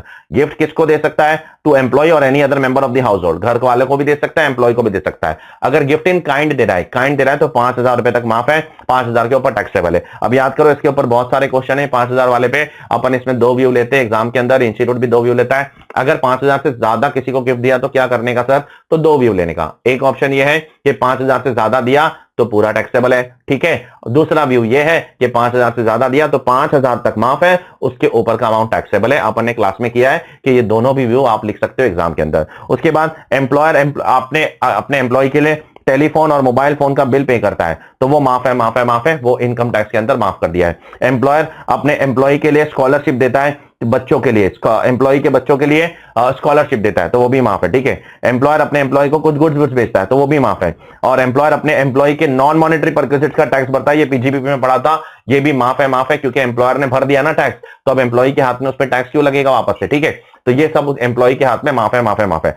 Transport facility to employee, employer अपने एम्प्लॉय को ट्रांसपोर्ट फैसिलिटी देता है, बिजनेस के लिए, पर्सनल के लिए नहीं, ठीक है। तो airline transport facility, railway employees का, railway airline and railway employees अगर देते हैं तो फुल्ली एग्जम्प्ट है, अदर एम्प्लॉयज देते हैं तो फुल्ली टैक्सेबल है। तो मैं अगर एयरलाइन का एम्प्लॉय हूं या मैं रेलवे का एम्प्लॉय हूं, और मुझे अपनी कंपनी, मैं इंडिगो में नौकरी करता हूं, इंडिगो वालों ने मुझे फ्री में ट्रांसपोर्ट का फैसिलिटी दे दिया, जाओ यहां से वहां जाओ घूमने, कोई टेंशन नहीं है, तो मेरे हाथ में माफ है। या रेलवे वालों ने मुझे हमेशा परमानेंट पास दे दिया, आपको इंडिया में कहीं पे भी घूमना है घूमो, कोई टेंशन नहीं है, देते हैं वो लोग, रेलवे वाले अपने एम्प्लॉयज लोगों को देते हैं, जहां घूमना है घूमो पूरे देश के अंदर, आपके हाथ में माफ हो जाएगा। अदर एम्प्लॉयज को टैक्सेबल हो जाएगा, ठीक है। मैं अगर अपने एम्प्लॉय को बोलता हूं जा घूम बेटा, तो उसके हाथ में वो परक्विजिट टैक्सेबल हो जाएगा। I hope it is clear to all of you. अब आगे बढ़ते हैं towards the next part, which is very very very important part. ये बहुत इंपॉर्टेंट परक्विजिट है, मोटर कार। अगर एम्प्लॉयर अपने एम्प्लॉय को मोटर कार देता है, गाड़ी देता है, तो उसका क्या ट्रीटमेंट है, कितना टैक्सेबल होगा, कितना माफ होगा। देखो अब इसमें 4 अलग केसेस बना के रखे गवर्नमेंट ने। सबसे पहला केस, अगर आपको गाड़ी ऑफिशियल यूज के लिए दिया है, कंप्लीटली ऑफिशियल यूज, एक्सक्लूसिवली 100% वो गाड़ी सिर्फ और सिर्फ ऑफिस के लिए यूज होगी तो वो पूरी तरीके से एग्जाम्प्ट होगी। तो उसमें आपको कोई पर्सनल बेनिफिट तो मिल नहीं रहा है। जब पर्सनल बेनिफिट मिल नहीं रहा है तो टैक्स क्यों लगाएगी गवर्नमेंट? 100% ऑफिस यूज है तो उसके ऊपर पूरा का पूरा माफ है। अगर 100% पर्सनल यूज है मतलब उसका ऑफिस से कोई लेना देना नहीं, तो अब आपको चेक करना पड़ेगा गाड़ी एम्प्लॉयर की है या गाड़ी एम्प्लॉयर ने किराए पर लेकर आपको दी है। अगर एम्प्लॉयर की गाड़ी है तो 10% ऑफ द कॉस्ट आपके हाथ में परक्यूजिट, और किराए पर लेकर दिए तो किराया आपके हाथ में टैक्सेबल परक्यूजिट। साथ साथ में अगर एम्प्लॉयर ने गाड़ी के साथ साथ आपको ड्राइवर दिया है तो ड्राइवर की सैलरी अगर एम्प्लॉयर पे कर रहा है तो वो भी आपके हाथ में परक्यूजिट। और अगर ड्राइवर के साथ साथ running and maintenance charges, maintenance मतलब जो गाड़ी को मेंटेन करने के लिए आपको खर्चा करना पड़ता है हर 1-2 साल के अंदर, और रनिंग कॉस्ट मतलब जो आपको पेट्रोल वेट्रोल बनाना पड़ता है उसका खर्चा भी अगर एम्प्लॉयर पे कर रहा है तो वो भी आपके हाथ में क्या हो जाएगा? एड बैक हो जाएगा। ऑब्वियसली ये दोनों चीज अगर एम्प्लॉयर पे कर रहा है तो आपके हाथ में एड बैक हो जाएगा। अगर ये दोनों चीज आप खुद पे कर रहे हो तो ये दोनों चीज आपके हाथ में एड बैक नहीं होगी। ठीक है, अब बात करते हैं हम लोग अगले पार्ट की तरफ। तो ये पहले दो केस क्या थे, पहला और दूसरा, या तो 100% ऑफिस यूज या तो 100% पर्सनल यूज। अब तीसरे केस की तरफ आते हैं, partly office partly personal, partly office partly personal, और कार एम्प्लॉय की है। कार तो आपकी है, कार मेरी नहीं है, मैं एम्प्लॉयर हूं, आप एम्प्लॉय हो, कार आपकी है। और आपको मैं बोल रहा हूं पार्टली आप बिजनेस के लिए यूज करो, पार्टली आपकी कार है भाई, आप पर्सनल तो यूज करोगे, बिजनेस के लिए भी यूज करो। अब अगर उस केस में गाड़ी आपकी और रनिंग एंड मेंटेनेंस भी आप पे कर रहे हो तो फिर तो आप पे टैक्स नहीं लगना चाहिए। गाड़ी आपकी है, रनिंग एंड मेंटेनेंस भी आप पे कर रहे हो तो आप पे टैक्स क्यों लगेगा? हाँ, गाड़ी आपकी है और रनिंग एंड मेंटेनेंस मैं पे कर रहा हूं, मैं, तो फिर आपके हाथ में टैक्सेबल वैल्यू कितना होगा वो देख लो। डायरेक्टली गवर्नमेंट कितना टैक्स लगेगा वो बता रही है। गवर्नमेंट बोल रही है जितना भी एम्प्लॉयर ने पे किया आपके लिए रनिंग एंड मेंटेनेंस चार्जेस, जो मेंटेनेंस का खर्चा है, पेट्रोल का खर्चा है, माइनस अगर आपकी गाड़ी 1600 सीसी है तो 1800 रुपया पर मंथ माफ हो जाएगा। अगर आपकी गाड़ी 1600 सीसी से ज्यादा है तो 2400 रुपया पर मंथ माफ हो जाएगा। बैलेंस अमाउंट पे आपको टैक्स लग जाएगा। ठीक है, I hope it is clear to all of you. अब चौथा और लास्ट पॉसिबिलिटी क्या है, पार्टली ऑफिस पार्टली पर्सनल और गाड़ी एम्प्लॉयर की है। गाड़ी किसकी है? एम्प्लॉयर की। अब यहां पर गाड़ी एम्प्लॉय की थी, यहां पर गाड़ी एम्प्लॉयर की है, तो यहां पर वैल्यू थोड़ी ज्यादा होनी चाहिए। ठीक है, I hope it is clear to all of you. तो अब जरा ध्यान से सुनना यहां पर क्या टैक्सेबल होगा, गाड़ी एम्प्लॉयर की आप यूज कर रहे हो, थोड़ा ऑफिस थोड़ा पर्सनल, कितना टैक्सेबल होगा? अब अगर रिपेयर एंड मेंटेनेंस आप पे कर रहे हो, आप तो भी गाड़ी तो एम्प्लॉयर की यूज कर रहे हो ना, थोड़ा तो फायदा उठा रहे हो, तो आपके हाथ में taxable amount will be 600 rupees. अगर 1600 सीसी तक की वैल्यू गाड़ी की इंजन है, इंजन कैपेसिटी, और 1600 सीसी से ज्यादा है तो 900 रुपया पर मंथ आपके हाथ में कैपेसिटी के हिसाब से टैक्स लग जाएगा। और अगर आपके हाथ में अगर एम्प्लॉयर ही पे कर रहा है, गाड़ी मेरी, रिपेयर एंड मेंटेनेंस भी मैं पे कर रहा हूं, आप बस मजे मार रहे हो, थोड़ा बिजनेस थोड़ा पर्सनल, तो आपको ज्यादा टैक्स लगना चाहिए, 1800 रुपया और 2400 रुपया depending upon the capacity of the engine. ठीक है, अब अगर मैं साथ में आपको ड्राइवर भी प्रोवाइड कर रहा हूं तो 900 रुपया पर मंथ ड्राइवर का अलग से ऐड कर दूंगा। और अगर आपके पास एक से ज्यादा व्हीकल है which is use for personal and office, then एक कार का वैल्यूएशन ऐसे होगा और एक कार का वैल्यूएशन ऐसे होगा, जैसे ये 100% पर्सनल पर्पस है, एक कार का वैल्यूएशन पॉइंट नंबर बी के हिसाब से होगा। अगर आपके पास दो व्हीकल है जो आप partly business partly personal purpose के लिए यूज करते हो तो एक का ऐसा यूज होगा और एक का पॉइंट नंबर बी के हिसाब से टैक्सेबिलिटी होगी। ठीक है, आगे बढ़ते हैं towards the next part which is also very very very important point, transfer of movable asset. Transfer मतलब मैं आपको मूवेबल एसेट बेच रहा हूं। अब अगर मैं आपको सस्ते में बेचूंगा तो आपके हाथ में परक्यूजिट होगा। मान लो मैंने आपको कोई कार बेची जिसकी आज की WDV 2 लाख है, मैं आपको बेच रहा हूं 50,000 रुपए में, तो आपको 1.5 लाख रुपए का फायदा पहुंचाया कि नहीं पहुंचाया? तो उस पर आपको टैक्स देना है, एज सिंपल एज दैट। तो अब आपको पहले ना हर एक एसेट की WDV निकालनी पड़ेगी, और WDV निकालने के लिए गवर्नमेंट ने अपने को डेप्रिसिएशन का रेट और डेप्रिसिएशन का मेथड दोनों बता दिया है। ठीक है, WDV को कंपेयर करो, एम्प्लॉय कितना पैसा दे रहा है, अगर एम्प्लॉय कम पैसा दे रहा है, WDV ज्यादा है, तो डिफरेंशियल अमाउंट आपके हाथ में टैक्सेबल हो जाएगा। जैसे मिसाल के तौर पर अगर एम्प्लॉयर अपने एम्प्लॉय को कंप्यूटर या लैपटॉप बेचता है तो उसकी पहले WDV निकालो, डेप्रिसिएशन निकालो 50% के हिसाब से, WDV मेथड के हिसाब से। कौन सा मेथड? कंप्यूटर और लैपटॉप के लिए WDV मेथड यूज करना है और डेप्रिसिएशन 50% है। कार के लिए भी WDV मेथड यूज करना है और डेप्रिसिएशन कितना है? 20% है। कार के लिए भी WDV और 20%। बाकी सारे एसेट के लिए आपको 10% लेना है और आपको SLM मेथड लेना है। अब आपको WDV निकालने के लिए WDV मेथड नहीं लेना है बल्कि SLM मेथड लेना है। ठीक है, अब डेप्रिसिएशन जब आप निकालोगे ना तो कंप्लीटेड ईयर के लिए निकालना, पार्ट ऑफ द ईयर के लिए मत निकालना। मिसाल के तौर पर अगर कार खरीदी है ऑन 1st ऑफ से दिसंबर 2023 को और कार बेची कभी है ऑन 15th ऑफ दिसंबर 2024 को बेची है, तो ये कितना हो गया? 1 साल और 15 दिन बराबर 1 साल और 15 दिन है ना, तो डेप्रिसिएशन आपको सिर्फ एक ही साल का निकालना है, 1 साल और 15 दिन का डेप्रिसिएशन नहीं निकालना है, ठीक है। कंप्लीटेड ईयर के लिए निकालना है, कंप्लीटेड ईयर के लिए पार्ट ऑफ द ईयर को इग्नोर कर देना है। फिर भले वो 360 दिन बाद भी बेच रहा है ना, तो आपको उसको इग्नोर करना है, ठीक है। कंप्लीट होएगा तो ही डेप्रिसिएशन माइनस करना है, अदरवाइज माइनस नहीं करना है। तो आपको डब्ल्यूडीवी किससे कंपेयर करना है? एम्प्लॉय से कितना रिकवर हुआ, एम्प्लॉय से जो रिकवर हुआ उससे डब्ल्यूडीवी कंपेयर करना है। अगर डब्ल्यूडीवी 1 लाख है, एम्प्लॉय 50,000 ही दे रहा है सिर्फ, तो 50,000 उसके हाथ में टैक्सेबल परक्विजिट, वही लिखा गया यहां पर, ठीक है। I hope it is clear to all of you. Next वाला अग्निवीर कॉर्पस फंड से रिलेटेड कुछ बातें की गई है, मैंने आपको पहले भी बताया। अग्निवीर कॉर्पस फंड जो आर्मी में भर्ती के लिए सरकार ने स्कीम लाई है उसके बारे में बात करता है, तो प्रोवाइड करता है। इसमें बोला गया है that contribution made by central government in the previous year to Agniveer corpus fund, वो पहले सैलरी में इंक्लूड होगा। कहां इंक्लूड होगा? एम्प्लॉय की सैलरी का पार्ट होगा, और फिर बाद में उसको 80 CCS सबसेक्शन 2 के अंदर उसको डिडक्शन मिल जाएगा चैप्टर 6 के अंदर। और ये डिडक्शन जो है ना, न्यू रेजिम में भी मिलता है, ओल्ड में भी मिलता है। जनरली चैप्टर 6 के डिडक्शन न्यू रेजिम में नहीं अलाउड है, बट ये वाला ओल्ड और न्यू दोनों में अवेलेबल है, ठीक है। I hope it is clear to all of you. अब नीचे कुछ भयंकर पॉइंट्स है, वो एक एक करके बताता हूं। ये कुछ परक्विजिट जो है ना, गवर्नमेंट बोलती है ये सिर्फ और सिर्फ कुछ स्पेसिफाइड एम्प्लॉइज के लिए टैक्सेबल है, नॉन स्पेसिफाइड एम्प्लॉइज के लिए टैक्सेबल नहीं है, ठीक है। ये कुछ परक्विजिट्स है, ये सिर्फ और सिर्फ स्पेसिफाइड एम्प्लॉइज है। ये चलो पॉइंट है ना, बहुत सारे लोगों की किताब में है भी नहीं, ये पॉइंट पे इंस्टीट्यूट के स्टडी मटेरियल में क्वेश्चन है, बहुत सारे किताब में आपको ये पॉइंट दिखेगा भी नहीं, लेकिन ये पढ़ना बहुत जरूरी है। मैं हमेशा आपको बोलता हूं, बहुत सालों से जब भी मैं पढ़ा रहा हूं ये पॉइंट पे मैं एम्फेसिस डालता हूं, क्योंकि आईसीआई मटेरियल में इस पे क्वेश्चन है। तो सबसे पहले यहां पर बोला गया है कि अगर आप स्पेसिफाइड एम्प्लॉइज हो तो ही आपको ये सारे परक्विजिट्स पे टैक्स लगेंगे, नॉन स्पेसिफाइड एम्प्लॉइज को नहीं लगेगा। तो सबसे पहले अपने को स्पेसिफाइड एम्प्लॉय होता कौन है वो पता लगाना पड़ेगा। 3 लोग स्पेसिफाइड एम्प्लॉय में आते हैं। एक तो अगर आप एक डायरेक्टर एम्प्लॉय हो, नॉर्मल एम्प्लॉय नहीं हो, डायरेक्टर जैसे एम्प्लॉय हो, फिर ये फर्क नहीं पड़ता डायरेक्टर कैसे हो, फुल टाइम डायरेक्टर हो, पार्ट टाइम डायरेक्टर हो, गवर्नमेंट के डायरेक्टर हो, प्राइवेट के डायरेक्टर हो, पूरे साल डायरेक्टर हो या नहीं हो, फर्क डायरेक्टर एम्प्लॉय होना चाहिए बस। अगर आप डायरेक्टर एम्प्लॉय हो तो आप मान लो कि आप क्या हो, आप स्पेसिफाइड एम्प्लॉय हो। दूसरा, एक ऐसा एम्प्लॉय जिसका कंपनी के अंदर 20% या उससे ज्यादा क्या है, शेयर होल्डिंग है। अगर एक एम्प्लॉय का कंपनी के अंदर 20% या उससे ज्यादा इक्विटी शेयर है, वो भी स्पेसिफाइड एम्प्लॉय बन जाएगा। तीसरा, अगर एक एम्प्लॉय कंपनी से 50,000 रुपए से ज्यादा कैश की सैलरी विड्रॉ करता है, कैसी सैलरी, कैश सैलरी विड्रॉ करता है 50,000 रुपए से ज्यादा अगर एम्प्लॉय, तो वो भी माना जाएगा specified employee. I hope it is clear to all of you. अगर आप ये 3 में से कहीं पर भी आते हो तो आपके हाथ में ये सारे परक्विजिट्स टैक्सेबल है, अदरवाइज आपके हाथ में ये सारे परक्विजिट्स माफ है। कौन कौन से? Medical facility, reimbursement, leave travel concession, domestic servant, supply of gas, water, electricity, education facility, motor car facility, transport facility by transport sector undertaking. ये सारे परक्विजिट सिर्फ और सिर्फ स्पेसिफाइड एम्प्लॉइज के लिए टैक्सेबल है, नॉन स्पेसिफाइड एम्प्लॉइज के लिए टैक्सेबल नहीं है, नहीं है, नहीं है। मैं फिर से बता रहा हूं, इसमें भी एक कैच है। अगर मैं आपको ये सब चीज डायरेक्टली दे रहा हूं तो ये प्रोविजन एप्लीकेबल है।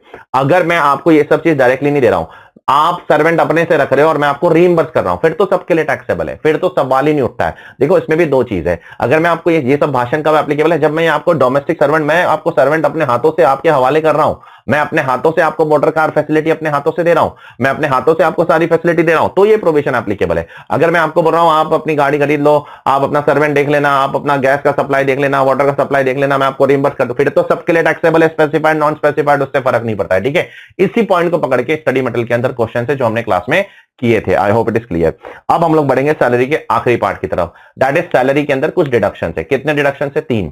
सबसे पहला सैलरी के अंदर स्टैंडर्ड डिडक्शन है। स्टैंडर्ड डिडक्शन कितना है सर? 50,000। अब इसमें अमेंडमेंट आया कि अगर आप ओल्ड रेजिम फॉलो कर रहे हो तो 50,000 का स्टैंडर्ड डिडक्शन मिलेगा, और अगर न्यू रेजिम फॉलो कर रहे हो, पहली बार न्यू रेजिम वालों के लिए कोई अच्छी खुशखबरी है, न्यू रेजिम फॉलो कर रहे हो तो 75,000 रुपीज का स्टैंडर्ड डिडक्शन मिलेगा फ्रॉम प्रीवियस ईयर 24-25। तो पहले कितना था? पहले सबके लिए 50,000 था, लेकिन अब इस साल से ओल्ड रेजिम वालों को बेचारों को अभी भी 50,000 मिलेगा, न्यू रेजिम वालों को 75,000 रुपीज का स्टैंडर्ड डिडक्शन मिलेगा, ठीक है। Next, plus second, professional tax जो है ये सिर्फ और सिर्फ ओल्ड रेजिम में मिलेगा, न्यू रेजिम में नहीं है। एंटरटेनमेंट अलाउंस सिर्फ ओल्ड रेजिम में, न्यू रेजिम में नहीं है। और ये जो है स्टैंडर्ड डिडक्शन, ये दोनों रेजिम में है, जिसमें ओल्ड में उन्होंने 50,000 दिया, न्यू में उन्होंने 75,000 कर दिया, 75,000। लेकिन प्रोफेशनल टैक्स और एंटरटेनमेंट अलाउंस आपको न्यू रेजिम में नहीं मिलेगा। I am sorry for that. Professional tax का क्या ट्रीटमेंट है सर? देखो, अब ये डिपेंड करता है कौन भर रहा है। अगर एम्प्लॉयर भर रहा है ना तो उसका 2 इफेक्ट आएगा। पहले तो आप सैलरी में ऐड करोगे और फिर नीचे से ग्रॉस सैलरी के नीचे से माइनस करोगे। अगर एम्प्लॉय भर रहा है तो उसका एक ही इफेक्ट आएगा, वो डायरेक्टली नीचे से माइनस कर दो। एम्प्लॉयर भर रहा है तो पहले ऊपर ऐड करो फिर नीचे से माइनस करो, एम्प्लॉय भर रहा है तो डायरेक्टली नीचे से माइनस कर दो, ठीक है। I hope it is clear to all of you. Entertainment allowance कितना माफ है सर? एंटरटेनमेंट अलाउंस का क्या डिडक्शन है? सबसे पहले तो आपको ये समझना होगा ये एंटरटेनमेंट अलाउंस जो आप अपनी सैलरी में लिखते हो ना, सैलरी, बेसिक सैलरी, ये वो, उसके बाद एंटरटेनमेंट अलाउंस, उसका डिडक्शन सिर्फ और सिर्फ गवर्नमेंट एम्प्लॉय को मिलेगा, सबके लिए नहीं है। वो भी कितना मिलेगा? Lower of the 3 items, 3 item का जो लोएस्ट होगा उतना मिलेगा। कितना? 5,000 रुपए maximum, compare with 20% of basic salary और entertainment allowance whichever is lower, जितना भी एंटरटेनमेंट अलाउंस गवर्नमेंट से आपको मिला है। तो ये सिर्फ और सिर्फ गवर्नमेंट एम्प्लॉय के लिए है, प्राइवेट एम्प्लॉय के लिए ये डिडक्शन अवेलेबल ही नहीं है। और गवर्नमेंट एम्प्लॉय को भी ये कहां मिलेगा? सिर्फ ओल्ड रेजिम में, न्यू में तो वैसे भी गवर्नमेंट ने छीन लिया ये सारा का सारा अलावेंस, ठीक है, आपके हाथ से। अब नीचे मैंने सैलरी का क्या डेफिनेशन है अलग अलग प्रोविजन के अंदर वो डाल के रखा है।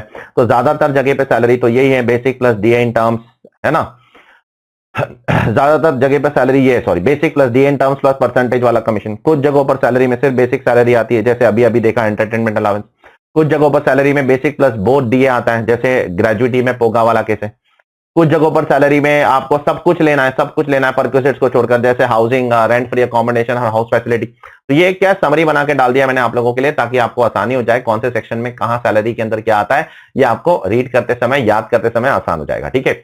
आगे बढ़ रहा हूं towards the last provision of the chapter of salary. इसके बाद हमारा सैलरी का चैप्टर कॉम्प्रिहेंसिवली रिवाइज हो जाएगा। इसके बाद अपनी क्वेश्चन बैंक में जाओ, अच्छे से 2-3 बार क्वेश्चन बैंक के अंदर जो भी क्वेश्चन दिए वो करो, बस। उसके अलावा आपको और कुछ भी करने की जरूरत नहीं है। कोई भी क्वेश्चन अपनी क्वेश्चन बैंक के बाहर से नहीं आने वाला, ये 100% गारंटी है। अब ये बात करते हैं, गवर्नमेंट कुछ रिलीफ देती है फॉर अरियर्स ऑफ सैलरी। अगर आपको 2015-16 का कुछ अरियर्स अभी मिला तो गवर्नमेंट आपको करंट ईयर में रिलीफ देगी। चलो उसके लिए एक एग्जांपल लेते। मान लो 2015-16 की मेरी जो एक्चुअल सैलरी थी वो 5 लाख रुपए थी। अब मुझे अरियर्स मिला 2 लाख रुपए का करंट ईयर में, मतलब आज अरियर्स मिला 24-25 में, और मेरी 24-25 की सैलरी कितनी है? 20 लाख। तो पहले ये 3 डेटा समझो। 2015-16 की मेरी सैलरी कितनी थी? मैंने 5 लाख रुपए पे टैक्स भरा था। अब मुझे 2 लाख रुपए करंट ईयर में मिला अरियर्स, कौन से साल का? 15-16 का। कभी मिला? 24-25 में। तो 24-25 में मेरी सैलरी कितनी है? 24-25 में मेरी सैलरी 20 लाख है और 2 लाख पिछले साल का अरियर्स है, ठीक है। तो अब इसमें मुझे रिलीफ देगी सरकार, करंट ईयर में रिलीफ देगी 24-25 में। कितना? तो स्टेप वन सरकार बोलती है कंप्यूट टैक्स। कितना टैक्स निकालू? करंट ईयर का टैक्स निकालू। करंट ईयर मतलब 24-25 का। कैसे निकालू? Total income inclusive of additional salary. तो गवर्नमेंट पहले बोलती है पहले 22 लाख पे टैक्स निकालो, ठीक है। उसके बाद total income exclusive of additional salary, फिर बोलती है 20 लाख पे सैलरी टैक्स निकालो। फिर बोलती है इन दोनों को माइनस करो, वो स्टेप नंबर 2 बन जाएगा। पहले 22 लाख पे टैक्स निकालो, फिर 20 लाख पे टैक्स निकालो, फिर इन दोनों को माइनस करो, ये बन जाएगा आपका स्टेप नंबर 2। फिर स्टेप नंबर 3 में क्या आएगा? स्टेप नंबर 3 में अभी पिछले सालों का टैक्स निकालने का।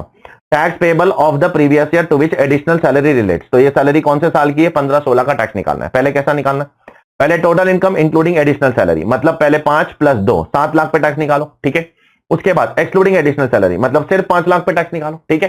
पहले 7 लाख पे टैक्स निकालो, फिर 5 लाख पे टैक्स निकालो, और फिर बाद में दोनों का डिफरेंस लो, ये आपका हो जाएगा स्टेप नंबर 4। और इसके बाद स्टेप नंबर 2 और स्टेप नंबर 4 का डिफरेंस लोगे, स्टेप नंबर 2 और स्टेप नंबर 4 का डिफरेंस लोगे, तो जो आंसर आएगा वो आपका बन जाएगा रिलीफ।